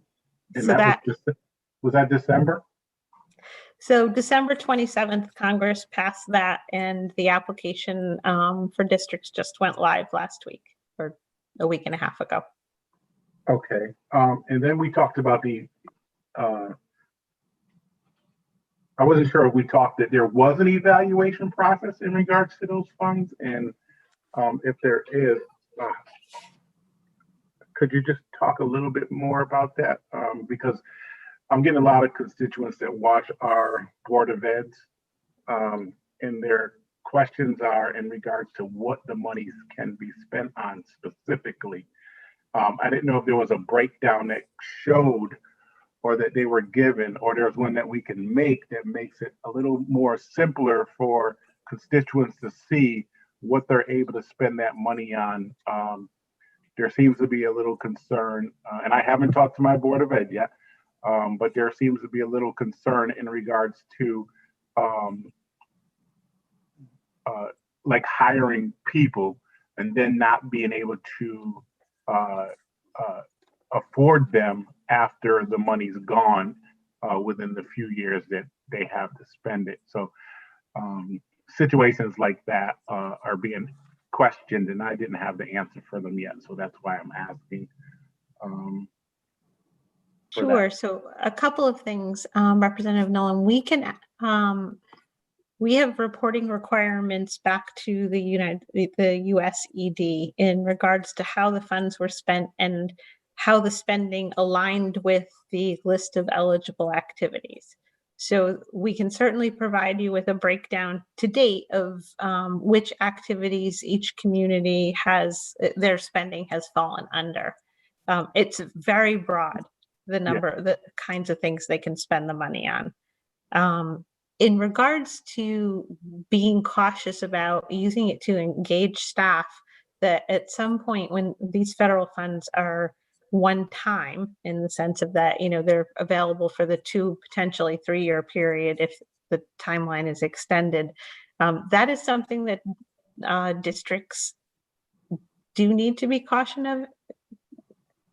careful about doing, and it's something that we will be providing, particularly with ESSER 2, which is a significantly larger amount of funding, some technical assistance and guidance to them around planning for if you are going to, if you need additional capacity, let's say, I'll just say, for example, with social workers, do you consider bringing some hiring, and, can you predict long-term whether or not some of the staff you'd be able to accommodate and keep? Do you consider contracting with a local community agency that might be able to provide those services, and therefore you don't run into the problem of having staff that you now don't have funds for? So those are the kinds of things, and I know the commissioner would be happy to talk a little bit about the technical assistance teams that we've put in place to kind of help districts navigate that question. Okay. So, Representative, the document that we'll send to you with the priorities and the use of funds, it'd be great for you to provide us feedback when you see it, if we still need something simpler, because we want to have the entire state, the entire other communities to know about these the funding and how they can be utilized. Because one priority, for example, is family and community connections. And to Kathy's point, how do you deploy community organizations or faith-based organizations that can be assisting and providing wraparound services and supports? In the application that we just deployed itself, there's a needs assessment. So districts are having to determine what are your needs pertaining to the priority, how will your strategies for the priority address the needs? Then they have to tell us in detail what's the strategy, how do they envision implementation, when will it be implemented, who is responsible, and how will you know impact?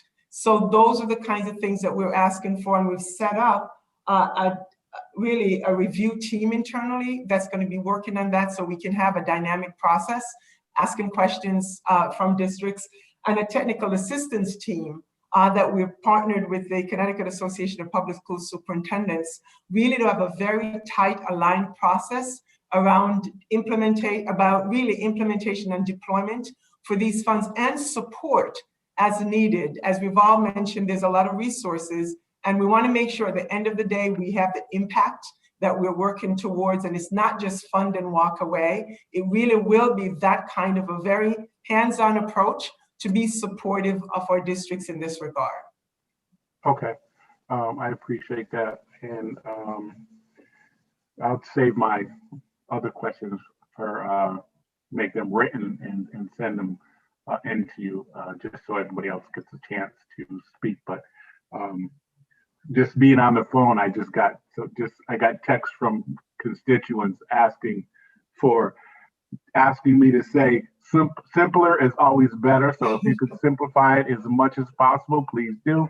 But you know, I think the superintendent has a pretty good open door.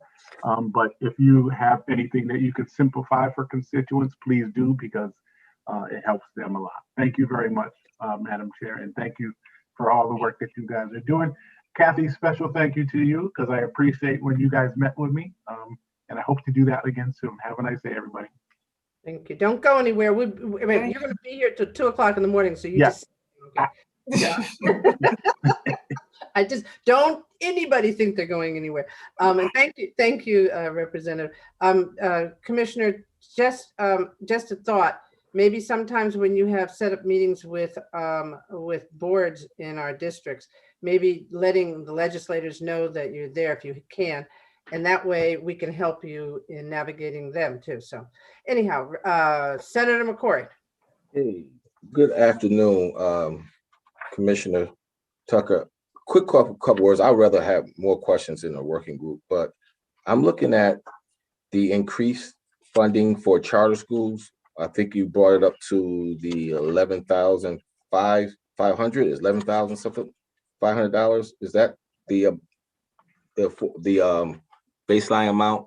Is that correct? Yes, go ahead, Kathy. Yeah, so Senator McCrory, it was Foundation the budget amount. Yeah. the foundation, yes. Yeah. Did you include grade growth in that calculation?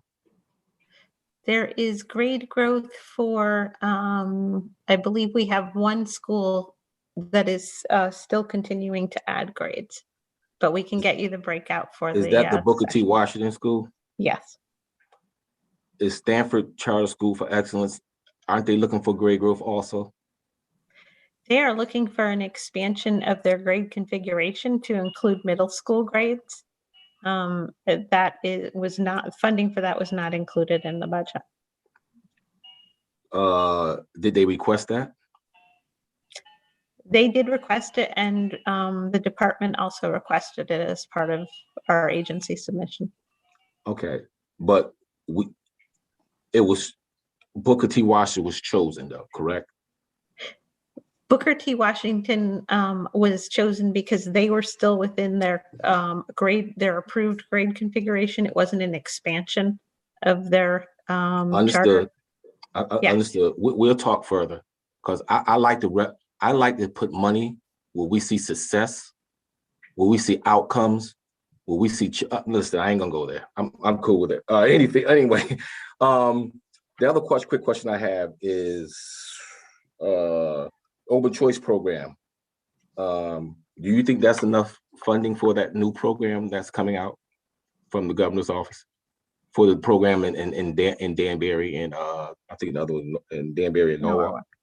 So Senator, yes, because it will take a period of time to get the program off the ground, and, you know, encouraging families to take advantage of this option, and also doing the work with the local boards of education to help them understand the benefits of the program and offer seats. So I think that will most likely be sufficient in the first 2 years.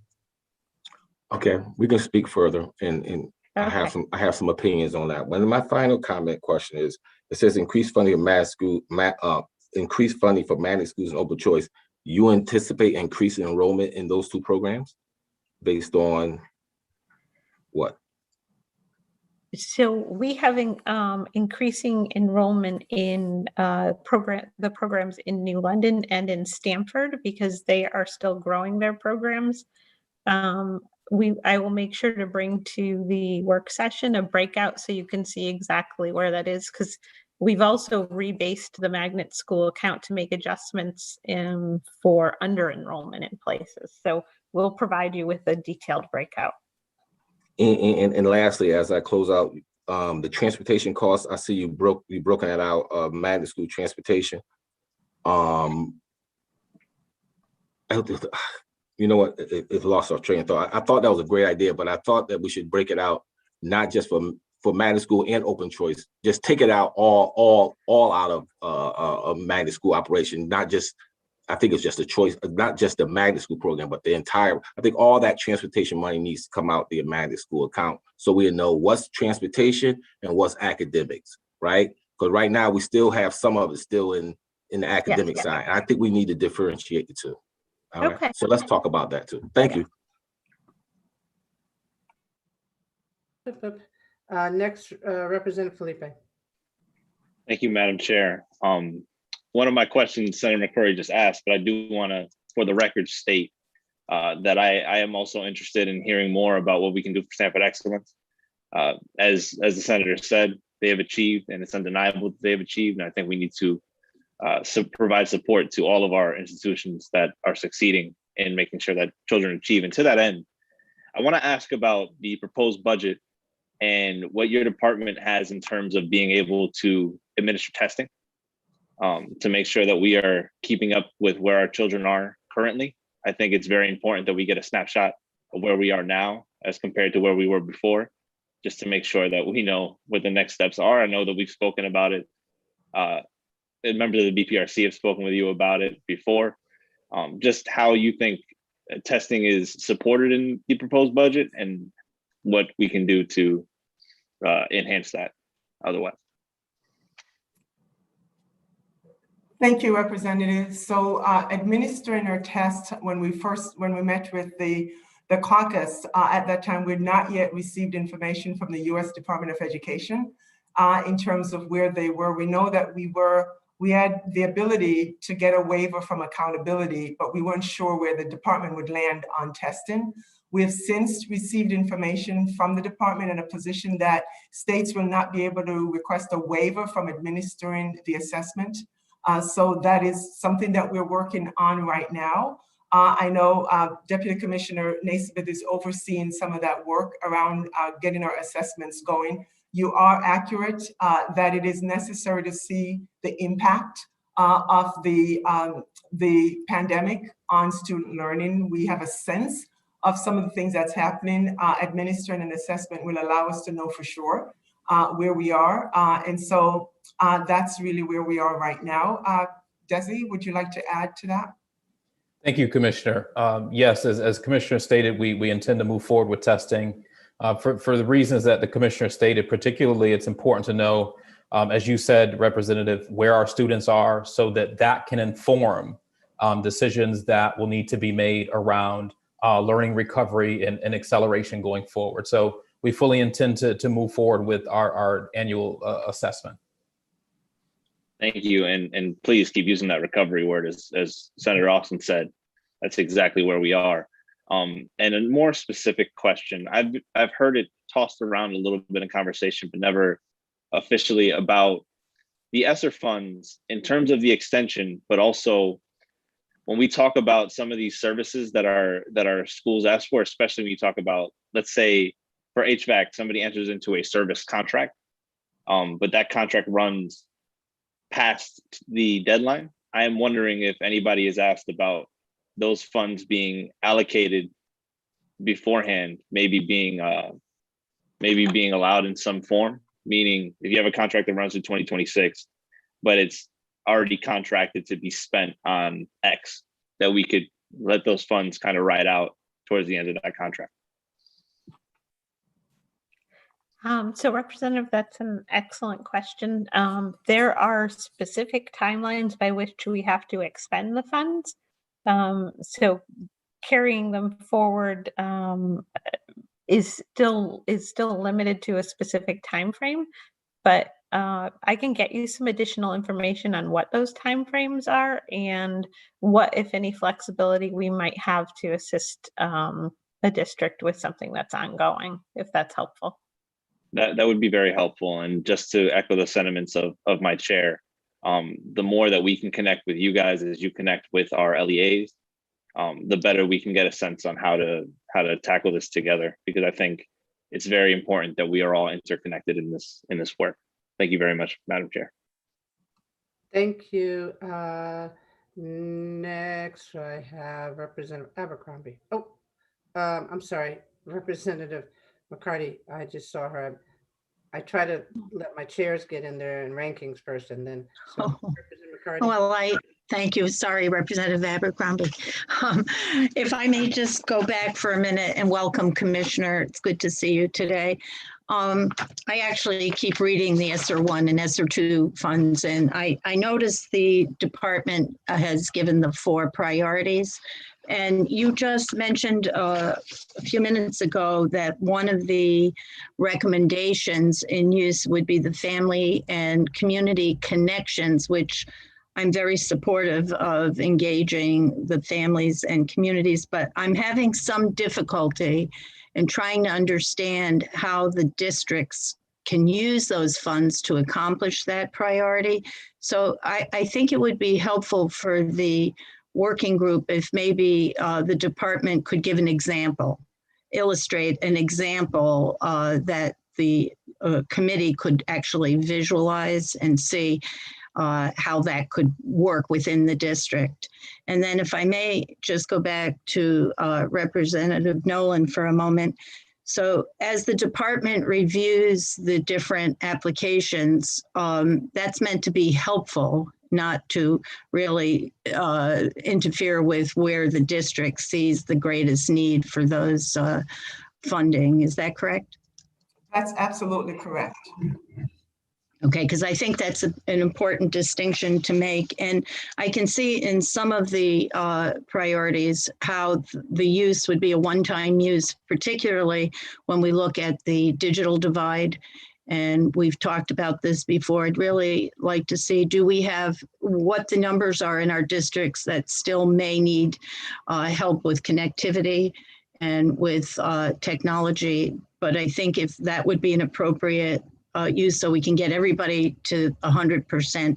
And I don't want to bring up a topic today that's not germane, but I will talk to you at some other point that this virtual learning platform, while we all believe in-person learning is the ideal and optimal form, and we need to protect that, there may be a need for this virtual learning platform. And I will discuss that with you and at another time, but I know there's going to be an actual purpose. So we need to be sure that our districts have all they need for the virtual learning platforms and to have the teachers appropriately trained in professional development. So that's important. But while I have you here, and thank you, and I notice you have the superintendent from the tech schools with us today, if he may comment just on delaying the separation of the tech schools with the Department of Ed, and are you making any provisions to going forward to look to how we're going to fill those needs in staffing, particularly as a former world language teacher. I noticed we're delaying the requirements for the language in the tech ed schools. So that's more of a question and a comment to Jeff Whitby, if he could answer that. And then I just have one quick one. Commissioner? Jeff. Yes, hi, Commissioner. No, this is to you, Superintendent, to just get your impression about the delay of the tech ed schools with separating, and what initiatives will be out there and the cost for the language teachers. So I think the thought process behind the separation, or I'm sorry, the delay on the world language piece is CTEX does not have world language departments like most comprehensive high schools. So the shift to the 1 credit of world language was very much a deeper, not just a cultural shock. It's a good, good for our schools, good for our kids, but we just didn't have the staffing infrastructure. We didn't have in all of our schools already 1 or 2 world language teachers. And as you know, that's a durational shortage area. So it will take us quite a while to staff up to meet that graduation requirement, as well as about a little over a $3 million budget increase.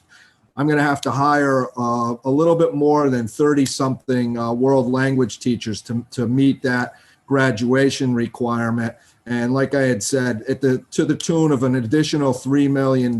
So I know, we really want to make sure that the funding follows that addition. And separately, every high school in the state of Connecticut that's not a technical high school already has world language departments in them, and we did not. So that was why it just adversely affected our staffing capacity, as far as that goes. I mean, at this point, it just gives us a little bit more time to work with our friends at OPM to properly fund those positions, and also to get them hired, as well. And again, these are, with world language teachers, they're highly sought after. They're a shortage area, and we anticipate we're probably going to have to hire people at the higher end of our salary scales, not at the lower end, because these are folks that are very sought after. Could you just repeat the question regarding the separation? No, I think I was concerned about filling those positions and why we had the delay, and you answered that for my satisfaction. So that's fine. I can see that we need to allow some more time. And I if I may just thank you and the Commissioner and the Department of Education for the willingness to work with us with our special ed students, and just taking that opportunity to say thank you. And Senator McCrory brought up the open choice program, and that is naturally of an interest. And I just am curious as to how the department figured the second year, because we don't have any indication yet of how many students we may be able to attract to the program or those districts. So if we could get a little more information on how that figure was determined, just so we have better inclination if that's the appropriate funding for that program. And Commissioner, I want to thank the department for really recognizing this extreme importance of social emotional learning in our schools, all of the mental health needs and the trauma that our students have experienced throughout this pandemic. So I'm hopeful that we can find a way with the ESSER II funds to use some of that funding to meet those needs, but also knowing, and I thank you for the clarification, that this will be an ongoing expense. So I think we need to work to figure that out. But I thank the department for making that a high priority as well. So thank you. More comment than questions, but thank you. Thank you. Thank you, Representative Abercrombie. Thank you, Madam Chair. And welcome, Acting Commissioner. It is so wonderful to see you, and well deserved. So it's great to have you before us. I just have to say it's always been a pleasure working with you for many, many years. And you're the right person at the right time for that position. So welcome. I have two areas of concern. My first is the technical high schools. I will say that I'm not in favor of not going forward with the independence of the technical high schools. This is something we worked very hard on in the 16-17 budget. And I'm saddened that every year, whatever administration keeps putting it off. I think now is the time to do this. I think it's the right thing to do, and I'm not in favor of the separation. I know, Acting Commissioner, this is above your pay scale, so I'm not going to ask you to respond. But for the record, I'm going to fight pretty hard to put that money back in because I think the time has come, and it's something that was the will of this body, and we need to do it now. So just for the record, that's where I'm going. I would like the superintendent of the technical high schools to bring to the work group if there are any positions that are not filled currently. I know back probably 8-10 years ago, we had a huge issue of positions not being filled, and OPM was very slow in filling and deciding what was going to be filled and what wasn't. So for example, we had a shortage of nurses. That was very alarming because we have kids working with tools, no offense. So if you could bring to the working group any unfulfilled positions that you need within the technical high schools, that would be great. And that's all I'll say about them at this point. My other area of concern, Commissioner, and you and I haven't had conversations about this, but you know that I've been part of a work group that's been meeting on Wednesdays for almost a year now around kids with disabilities and their educational needs. I'm concerned past just our kids with special needs, but all of our schools that have not been open, that are reopening, and what kind of screening are we going to do for mental health, just the mental health of our kids coming back to school. I know that these federal dollars can be used in that capacity because it's a one-time spent. I know that, you know, in some of the areas, they're looking at providers like Ben Haven and Wheeler Clinic to come in and do assessments. My hope is, and if you could bring maybe some details to the work group, you know, how do you see that rolling out? I know that you've been doing or have been putting together some webinars to explain to superintendents how they can use these dollars in that capacity. But if you have actually more of a plan how we could do that, that would be really, really helpful. Because I think my colleagues have also mentioned that I think some of our superintendents are a little overwhelmed with the amount of money that they're receiving. I know that they have to spend down, I get that, but they're still looking at how do they spend that full pocket of money. So the details on that would be really, really helpful. But I'm really concerned about how we're going to do screening of our students coming back to school. And it's not just our elementary schools. You know, we know that we have a really big issue in the state around suicide. And our middle school and our high school kids are in danger.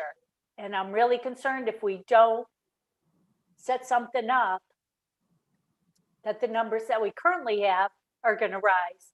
And I think we have an opportunity here to do the right thing. So I look forward to hearing what your plan is and how this legislative body can support you and our children going back to school. So again, I'm thrilled to have you here. You're the right person at the right time. And personally, I just want you to know anything I can do to help you and your team, please don't hesitate to call. Thank you, Madam Chair. And if you want to respond to either item, please feel free. So thank you, Representative, and it's great to continue to work with you. As you've mentioned, we've worked together for quite some time, and be more than happy to put a plan together and share with you. It's well over a month now that I called together our behavioral health providers for a child well-being group because we recognize how critically important the mental health and the trauma that our students and educators actually are experiencing and what it is that we need to do for them. So we started talking to our behavioral health providers so we can learn what they're doing, so we can scale what it is that they're doing, so we can learn what the best practices are. And so absolutely, that's a part of the plan that we've started to look at already, and we'll be able to provide more information to you. Thank you so much. Thank you, Madam Chair. Thank you. Thank you. Representative Datham. Thank you very much, Madam Chair. And it is nice to see you there, Deputy Commissioner Russell Tucker.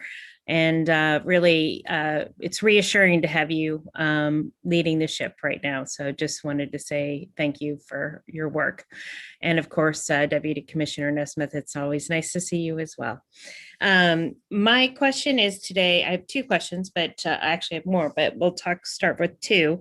I have a lot of concerns with the delay in funding of the ECS and how that's affecting our districts. I know I represent Norwalk and New Canaan, and in Norwalk in particular, the total delay in moving this from a 10-year schedule is determined in 2017 to a 12-year schedule is going to cost, Norwalk, for example, $1.3 million, which is over 10% of their annual ECS funding. I think at a time when students are experiencing learning loss, issues with math and other things from not being in school due to COVID, is just the wrong time. These districts have been planning on this. We gave districts, a heads up in 2017 that this is how it was going to look, and now we're changing the end post, the goal post for them.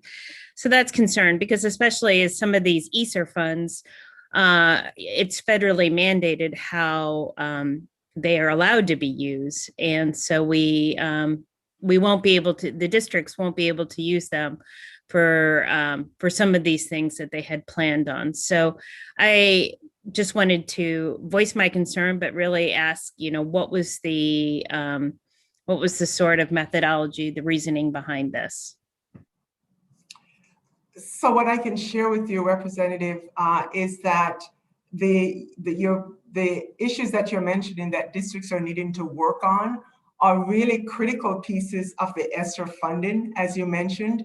One of the new use of funds that was shared by the federal government is addressing learning loss among students, including our low-income students, English learners, and about tracking their attendance and providing information and supports for them. So that's an area that they can really focus on with the use of these funds. And we anticipate that the additional funding will also be able to support that. And we're certainly prepared to work with them as much as they can in that area. Regarding ECS, I know that you've spoken to our secretary, who has talked to you about that funding, and that this is truly, the budget is the beginning of the process. So our position here is to work as much as we can with our districts in using the existing short-term relief, and it is short-term relief funding, to be hyper-focused on the recovery areas that you're talking about. I don't know if Kathy, if there's anything else that you'd like to add around that. I think you did an excellent job explaining it, Charlie. That we will continue to support the districts and help them navigate all of their funding streams to maximize what happens at on the ground in the district. Well, if that is the case, that they can use these ESSER funds, I think that there could be a communication issue, because from my understanding that some of these federal funds couldn't be used to address kind of ongoing budget line items. And again, just saying that, the districts had been planning to have this money, and now, it is a significant impact on many districts, including, my district of Norwalk. So I do hope that we can think about this, because it is difficult, and if we can work through the ESSER funds, then I'll be glad to hear that, but would love to make sure that we improve our communication. My second question is to kind of follow up on the open choice programs and Senator McCrory's question about being enough. I understand there is definitely a ramp up there, but one of the questions that I have from someone in one of the towns I represent is regarding the ECS funds. So if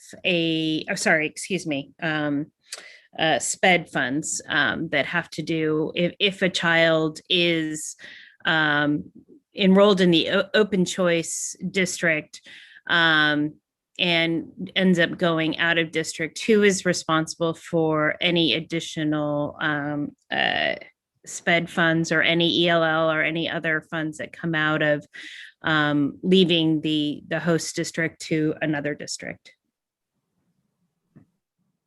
So Commissioner, if you'd like, I can respond to that. Yep, go ahead, Kathy. Okay.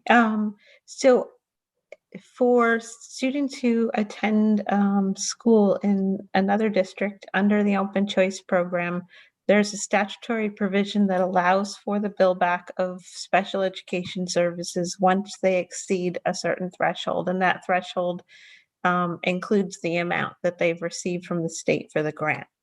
There is not a specific section that deals with if they receive students that are English learners, but that student then does become a part of the receiving district's ECS count in terms of a half of credit, and they would also become part of their count for the purposes of our bilingual grant. So I think so there are opportunities if there are extraordinary costs for the receiving district to receive assistance from the sending district. And so how do we define the extraordinary cost? Because, I was just looking at the governor's bill. It's wasn't very clear to me, how we are judging, what is extraordinary, what is normal, so that we want to make sure that districts are happy to participate in these programs, and that they won't be sort of out of pocket, so to speak. So just want to understand how we are ensuring that receiving districts are not out of pocket, either for ELL or for SPED. So I will bring an example of how the calculation is determined for the work group, because I think it might be helpful for you to see it. That would be great. That's good. Thank you. I don't want to take any more time because I know it's a really sort of niche question, but it was a question that I was asked. And then if you can also bring to the work group any sort of lapsing dollars that you have, that would be great. Thank you very much, Madam Chair. I snuck that third one in. You didn't notice. Yeah, I saw that. Thank you. Representative Johnson. Thank you so much, Madam Chair, and thank you, Commissioner, for your testimony and your work. I wanted to just express also my concern about not staying on the 10-year equalization plan that we negotiated in 2017 to make sure that our schools are going to be equalized. I don't know what will happen with respect to the cliff that would occur once the ESSER grants are no longer in existence. Are we going to be able to, make sure that we continue on the 10-year plan, or is that going to be extended and then the school systems will lose the money that they had been planning on having over the 10-year period? So I think that there are a lot of concerns I have with respect to that, and also because I just want to ask, in terms of some of the ESSER funds, have you looked at the needs for the special education students and whether or not you have made an adjustment so that it's no longer the 4 times per pupil cost? That would be my first question. And then also the cost of the increase to the charter schools, to see how much of that is being used against the local community schools.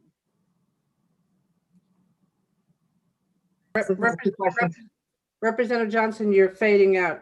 I don't think we got the second. I don't know if we got the first. Commissioner, did you get the first question? Not completely. Try it again, Representative Johnson, please. I'm so sorry.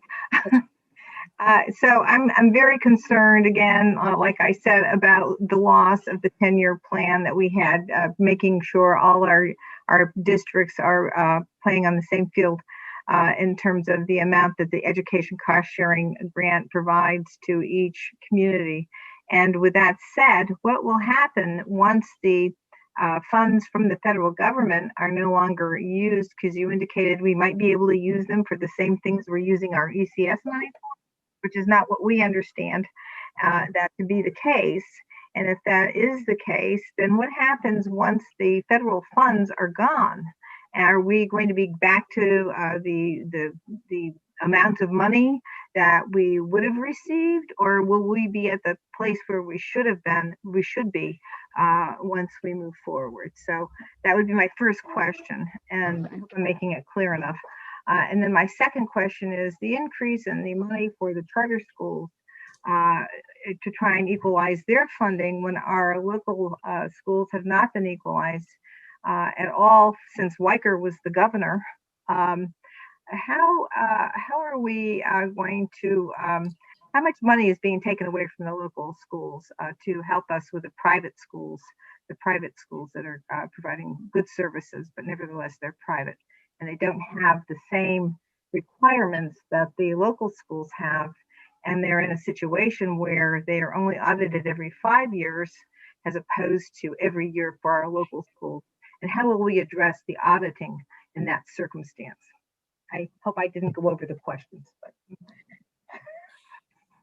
So you have several things, several questions that's in there, and I'll try to decouple. But let me start off by clarifying, Representative, that I was responding to Representative Datham's question about the learning recovery, learning lost, and what we needed to do there. And I was sharing with you that the ESSER funds can actually be used for that, and that's a priority for use of the ESSER funds. And so we'll certainly work with districts in that regard to make sure that they're focused there. And there's one other thing I should share as well, because we've at the department had the ability to request some waivers from with the federal government to be able to have some more flexibilities in use of some of our regular title grants. And so that we've done that so that districts can even have a little bit more flexibility in using those regular title funds that's available to them as well. So that was my point of clarification there.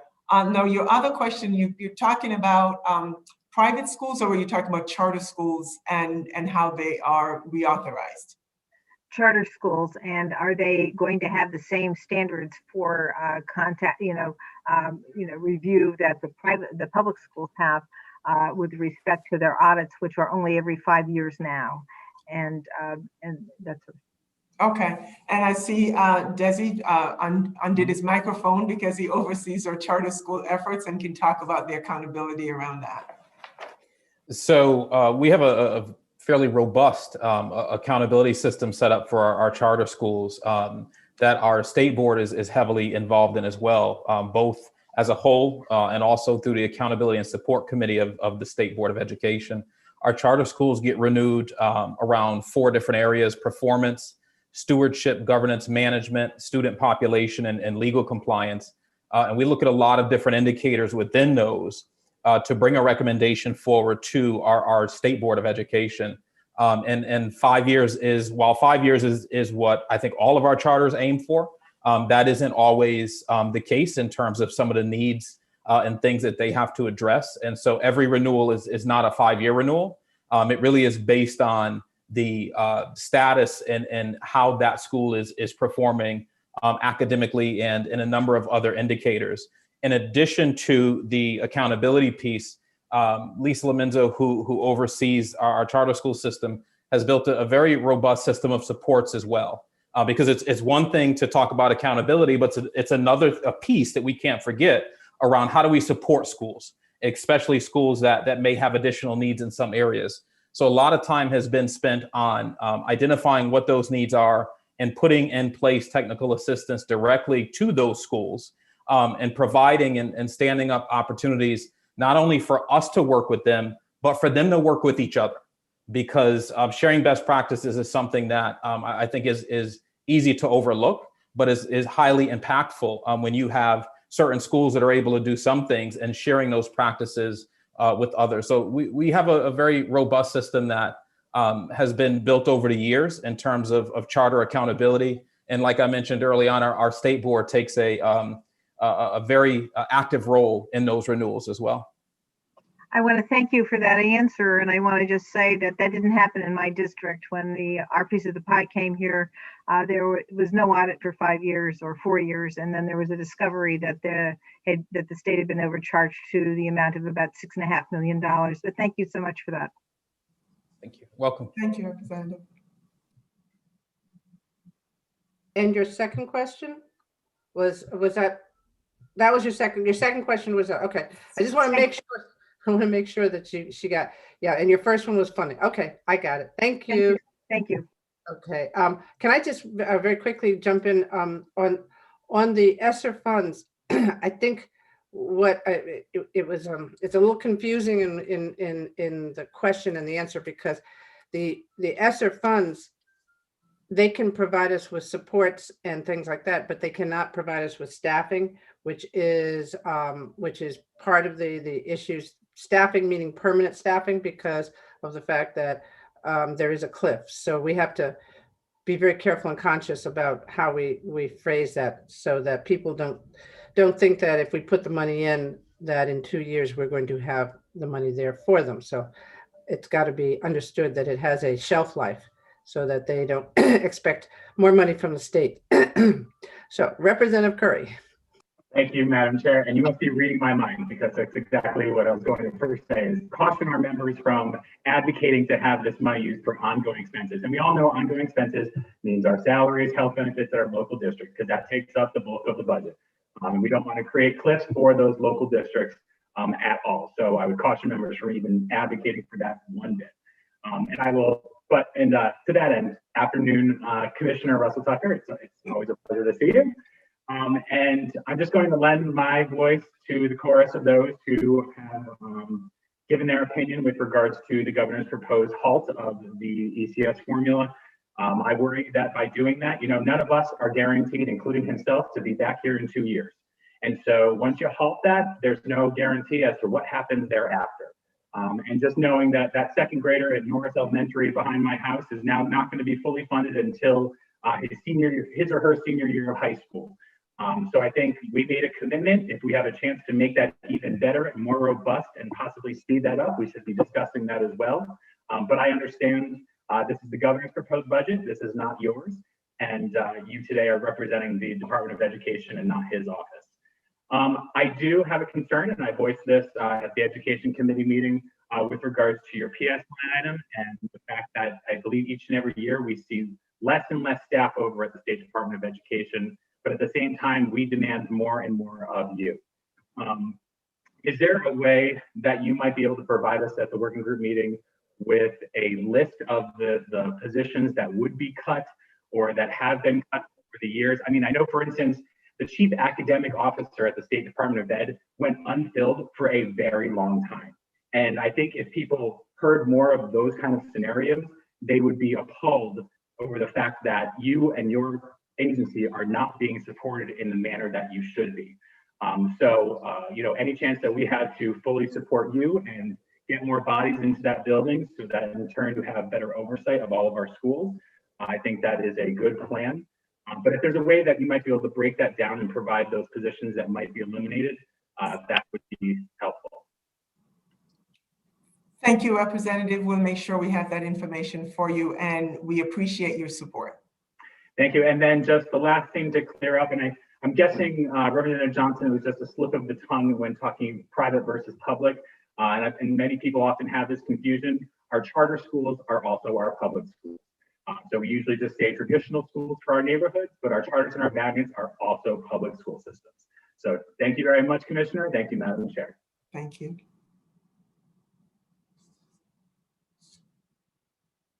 Thank you, Representative Curry. I have a couple more things that I just want to ask and get maybe a little bit more information. Number one, on the unenrollment, under enrollment in magnet schools. What is that? Are you using 2020 as a baseline for determining magnet school participation? And I hope not, because we all know that COVID was not something we want to measure anything on. So I hope that we get some information from you on how you're calculating an under enrollment. And when it comes to the magnet schools, we had a discussion earlier about how we define racial isolation, and what are we doing with that? Are we going to address that this year, or are we going to address it next year? And then USD1 and USD2, did they get any ESSER or any federal funding or stimulus funding during this past year? I know some did, but it was a small amount, if I remember correctly. Kathy? Sure. So Representative Walker, as part of state agencies, they would have been eligible, like the Connecticut Technical High Schools, for coronavirus relief funds that all agencies were able to take advantage of. I do know that, and I have just recently, about a week and a half ago, met with USD1, and which is the corrections. Corrections, okay. And they did receive some federal funding, but we are taking a look at seeing if we can't potentially augment some of that for their population that is would be eligible for the K-12 funding. So that is something we're working on, and I have yet to talk to USD2 DCF, but that is on my list. I mean, the question that I have for the I think it was the last tranche of dollars that we got. It was based on Title I. Yes, it is. Yeah. So theoretically, wouldn't we say that almost all the students that are in those two districts are Title I? So whatever the population in those should be part of the funding for that Corona or CARES Act funding. I don't know what, I get all the titles mixed up. It's, the federal dollars that keeps coming right now. Yeah. So I want to make sure, because they need probably more support than a lot of the kids that have been getting funding, and we have to make sure that we support it. And as far as the magnet schools, we need to talk about that in the worst way, because I have a lot of members who are waiting for a response on what we're going to be doing with magnet schools. So we can talk about that in the working group, but we have to address that. Otherwise, people from Bridgeport and New London and a few others, I mean, they're all waiting to hear, because the way it's proposed, it seems like it's going to be a reduction. And we're playing this high and low game in education funding. So we may gain some over here, but then we get chopped over here. And this high and low does not make education stable in these districts. So we got to figure out how to make things stable and not move things around and shelve it. So we need to talk about that. And was there anything else? Senator Austin, I know you have your hand up. Go right ahead, ma'am. Thank you very much, Madam Chair. Representative Walker earlier asked for the dollars for an accounting of the dollars that was actually paid out. Is that something that you're going to send to us by district so that we can see what each district received, or were you? I just want to make sure that that's exactly what we're going to receive it by district, so that we can see that. Yes. And adult education, would that be you, Charlene? So in terms of getting that information as well? Yes. Yes. So adult education, is there any look at adult education as the number of children that left school at 16 might be a little bit higher based on COVID. Do we have any numbers on adult education numbers of students? Yeah, yes, we do. And so we will get that together for you as well, Senator. We do have adult education information. It was one group we also leveraged. I'm not sure that you all were aware of that, that we leveraged some of our funding as well to make sure that devices were made available to some of our adult ed programs as well. So yes, we will provide you information on numbers. So, and can I get a comparison over the last, say, 5 years of numbers of students that you had in adult education? And do you have numbers of children that have left school and not shown up? Is there a by district number of children that seemingly are not going to school or not taking advantage of distance learning? We do. I see Desi took his. Yeah, so we can, Senator, we can also send to you our monthly enrollment report, which has some of the information that you're asking for as we collect it from districts each month. Okay, that'll be great. And did they account for those students that were distance learning? Was that something that was taken care of too? Yes. So we've stood up proudly, I can say that we've stood up a system which was a really heavy lift. And you now see the interactive maps done on our site that we're able to collect the learning models every week that's been implemented in each district that's available, and also the monthly attendance. So we know the numbers of students who are fully remote, those who are in hybrid. We have all of that information that's helping to inform us. So we can certainly share that with you when we get together, but it is informing the work that we're doing. And how many children did not show up to either? Do you have a ballpark number of how many students did not show up to either? I'm trying to remember what the number is because we did that very early up front. Desi, do you recall? Yeah, I don't have a ballpark, but we can get that so that we're accurate in what we report to you. Yeah. Okay, great. And my last question is around VOAG. What is the plans for VOAG? Is there a look at the VOAG program to expand it or to provide it with equal dollars for VOAG as one of the programs that towns are required to pay a portion thereof? No, Kathy, I don't know what we have there yet. Senator, I've certainly heard many conversations about it, but I'm not aware of an actual plan at the moment that's in place.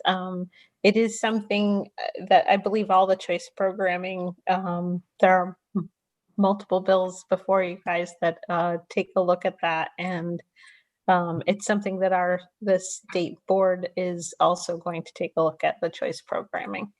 So do you know when they're going to take a look at it? Because we're rounding the corner on coming up with a budget. So we'd like to have that information available. It probably will be a longer period of time before than the budget cycle, but we could certainly get you some information that would be helpful to your deliberations. That would be great, because I'd like to know the true dollars to bring it up to parity with VOTEC and other schools.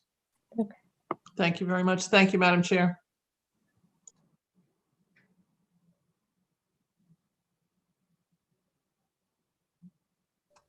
Tony, you're on mute. Yeah. I'm sorry. Commissioner, one thing I didn't ask was, right now you have a staffing of 1,770 people. How many of those are filled positions? Kathy, you could tell me. Yeah, right. Off the top of my head, I don't have it, but we can bring it though. The 1770, that is CTEX and SDE Central. So if you like, when we can share it broken down so you can see the difference between the two, if that's helpful.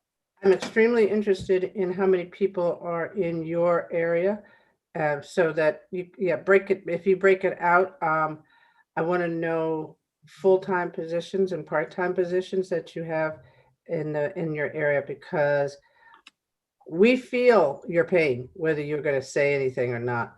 We feel the fact that there's not enough staff for you to work with. I mean, no offense, Kathy and Commissioner, you guys, I mean, you know that we're going to ask these questions, but you got a whole lot of other stuff that you're also doing. You're doing too many jobs in order for us to say that education is huge, is extremely important for the success of our state. So we need you to be staffed so that if we ask you questions about staffing, you have it immediately.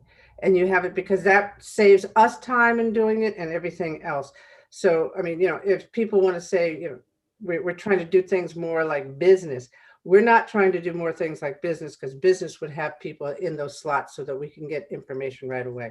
So we need to know the staffing. And we also, I can ask OFA, but you guys can provide us with what it's been like for at least the last 5 years, maybe, you know, so that we see where the trends are, because there are more things that you have to be accountable for. And there are more programs that are coming in and out. And we want you to have the staff so that you can really do the deep dive, so that when we have flaws somewhere in our system, you can point them out to us and we can help address those.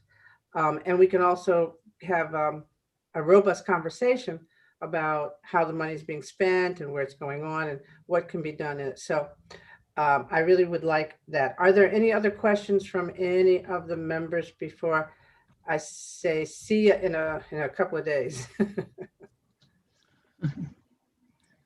No, we're good. Oh, Representative McCarty, I knew I'd get a taker. I always am last here. So again, Commissioner, thank you. And I know this is probably a question you can't answer right off, but you alluded to that we're probably will be expecting additional funds coming in.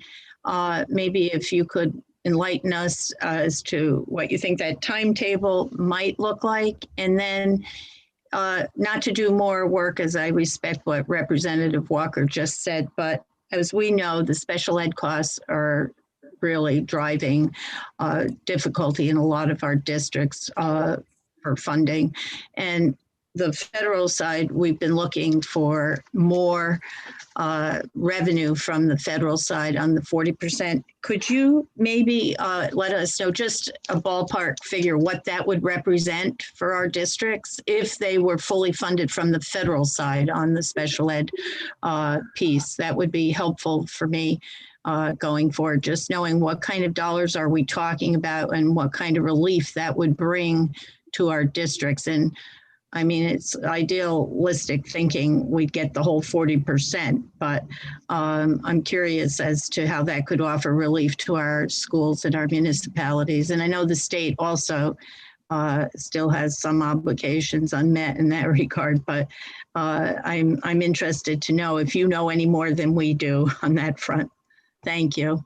Yeah, you're welcome. By the time we get together again, I'm sure that we'll have more information on what's coming our way.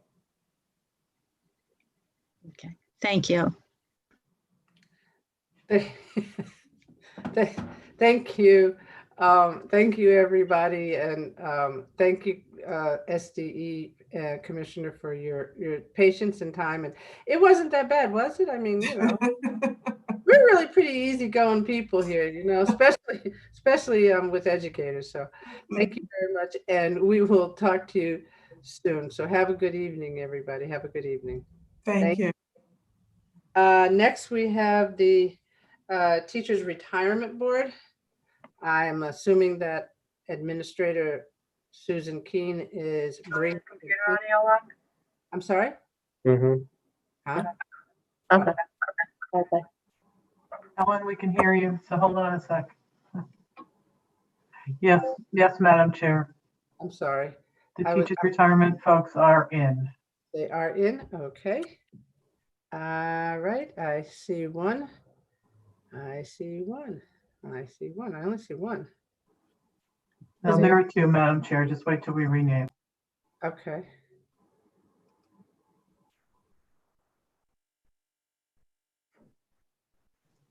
Helen Quinn Sullivan is here, Madam Chair, so you can begin. Thank you, ma'am. Welcome, Helen, and Locke. Yes, how are you? Thank you. Good.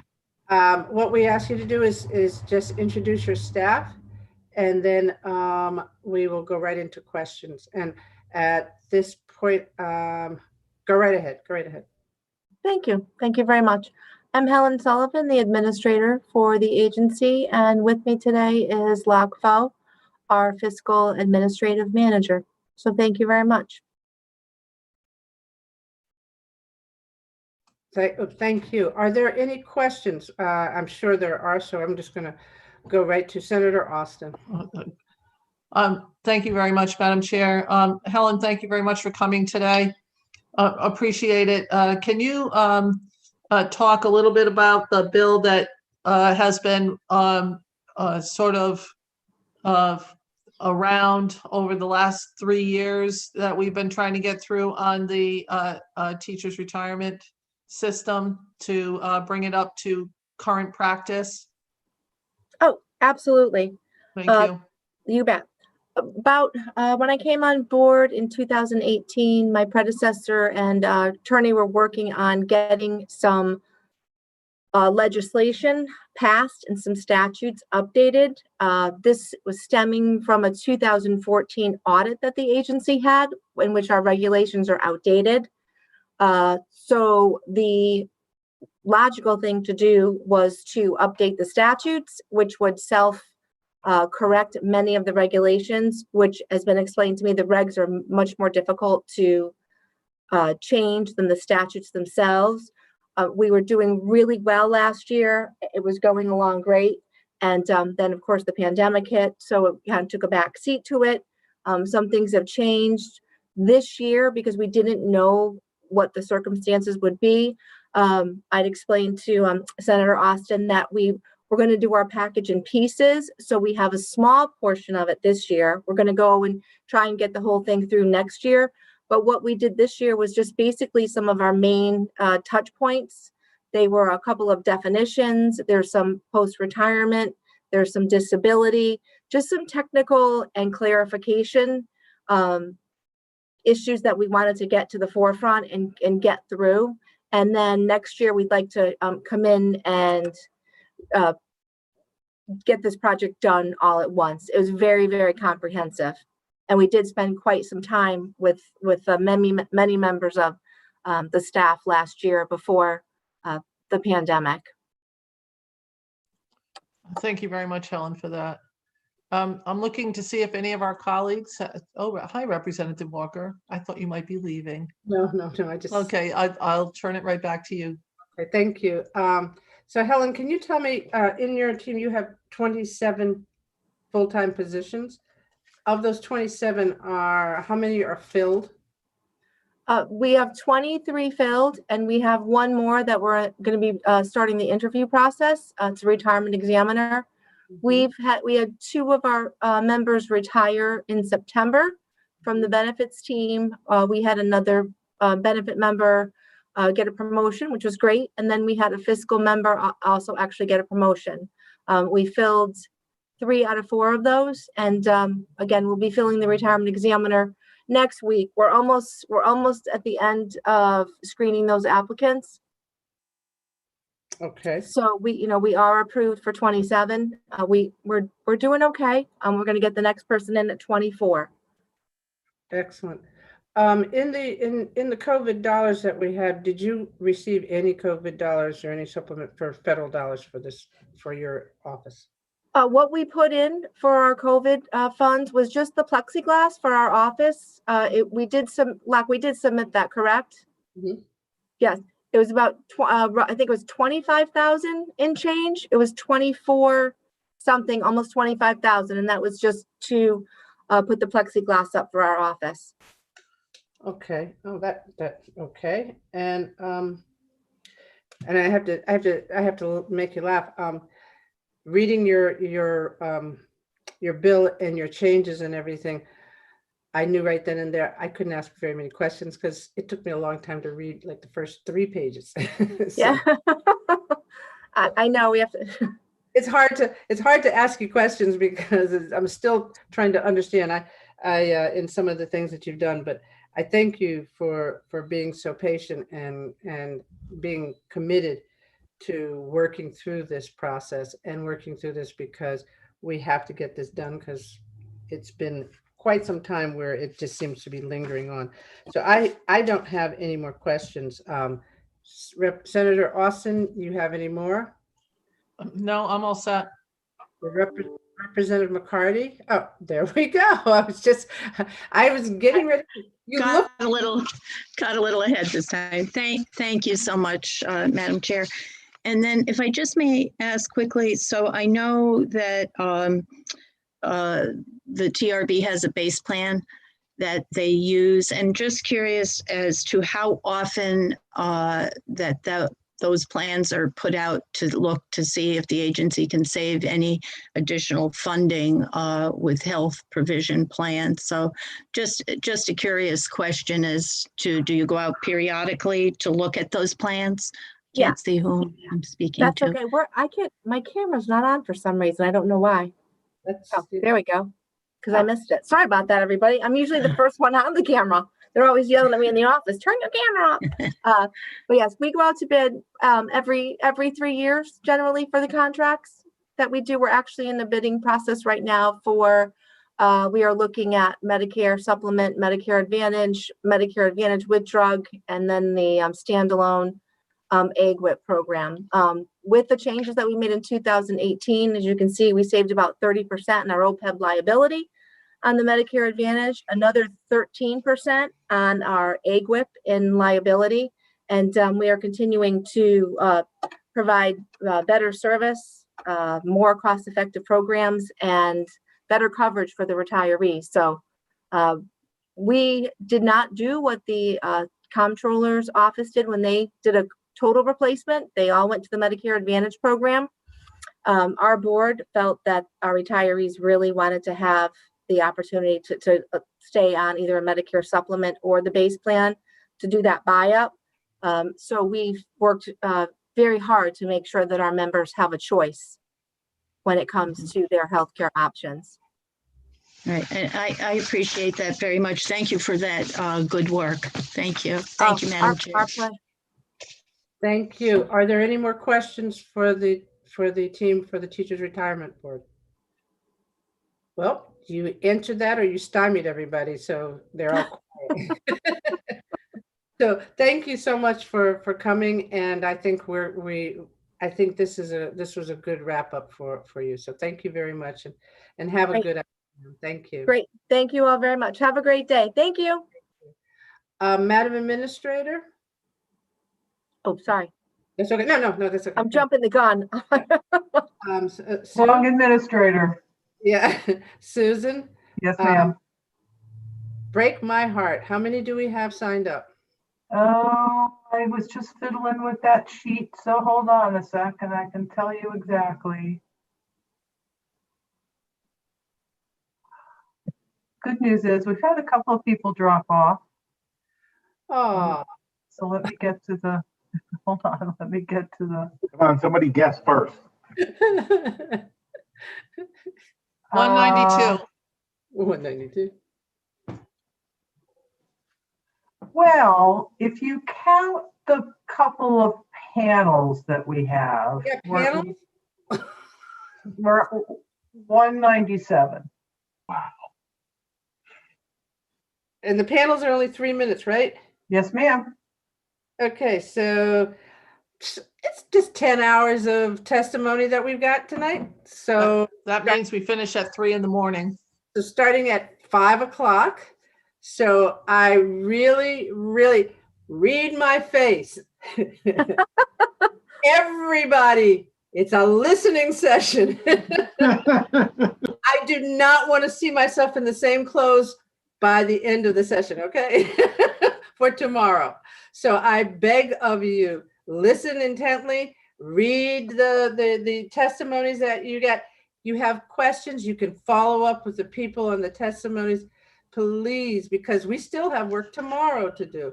But it's very important that I beg you to try and hang in there, because education is huge, and everybody wants to know what's going on, and we can hear a lot from a lot of the people around the state of Connecticut. So, yes, Madam yes. Chair, excuse me, I didn't mean to interrupt you while you were speaking.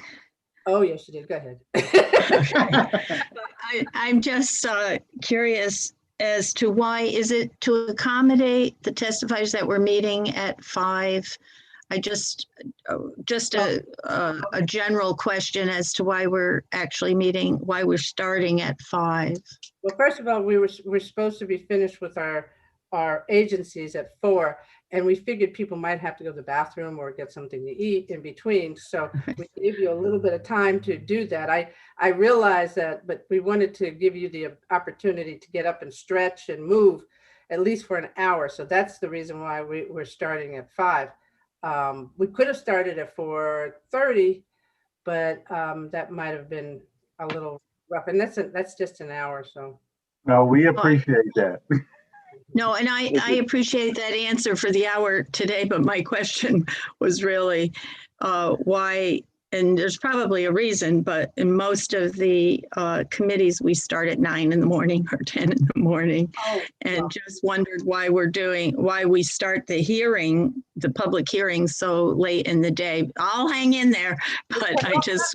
Well, would you like me to chime in, Madam Chair? I'm not sure. Well, since I'm the author of this thing, for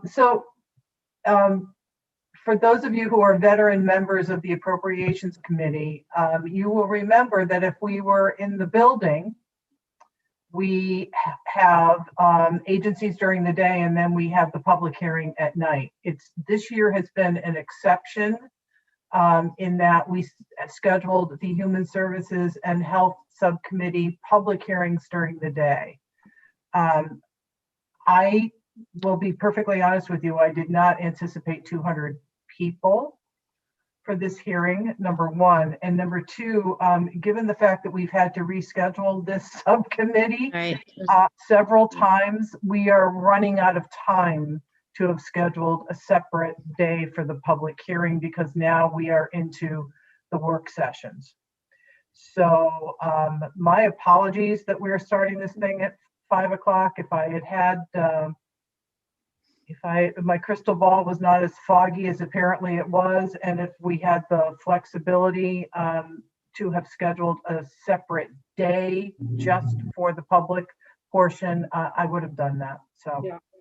No, thank you. And I knew there was a good explanation. I know we've had a lot of different changes in the schedules and everything, so I'm not complaining. I was just curious. Thank you. No, and thank you for asking that question, because I think it's beneficial for our new members to hear the method to the madness and putting together the schedule. So I appreciate the question, actually, Representative McCarty. Thank you.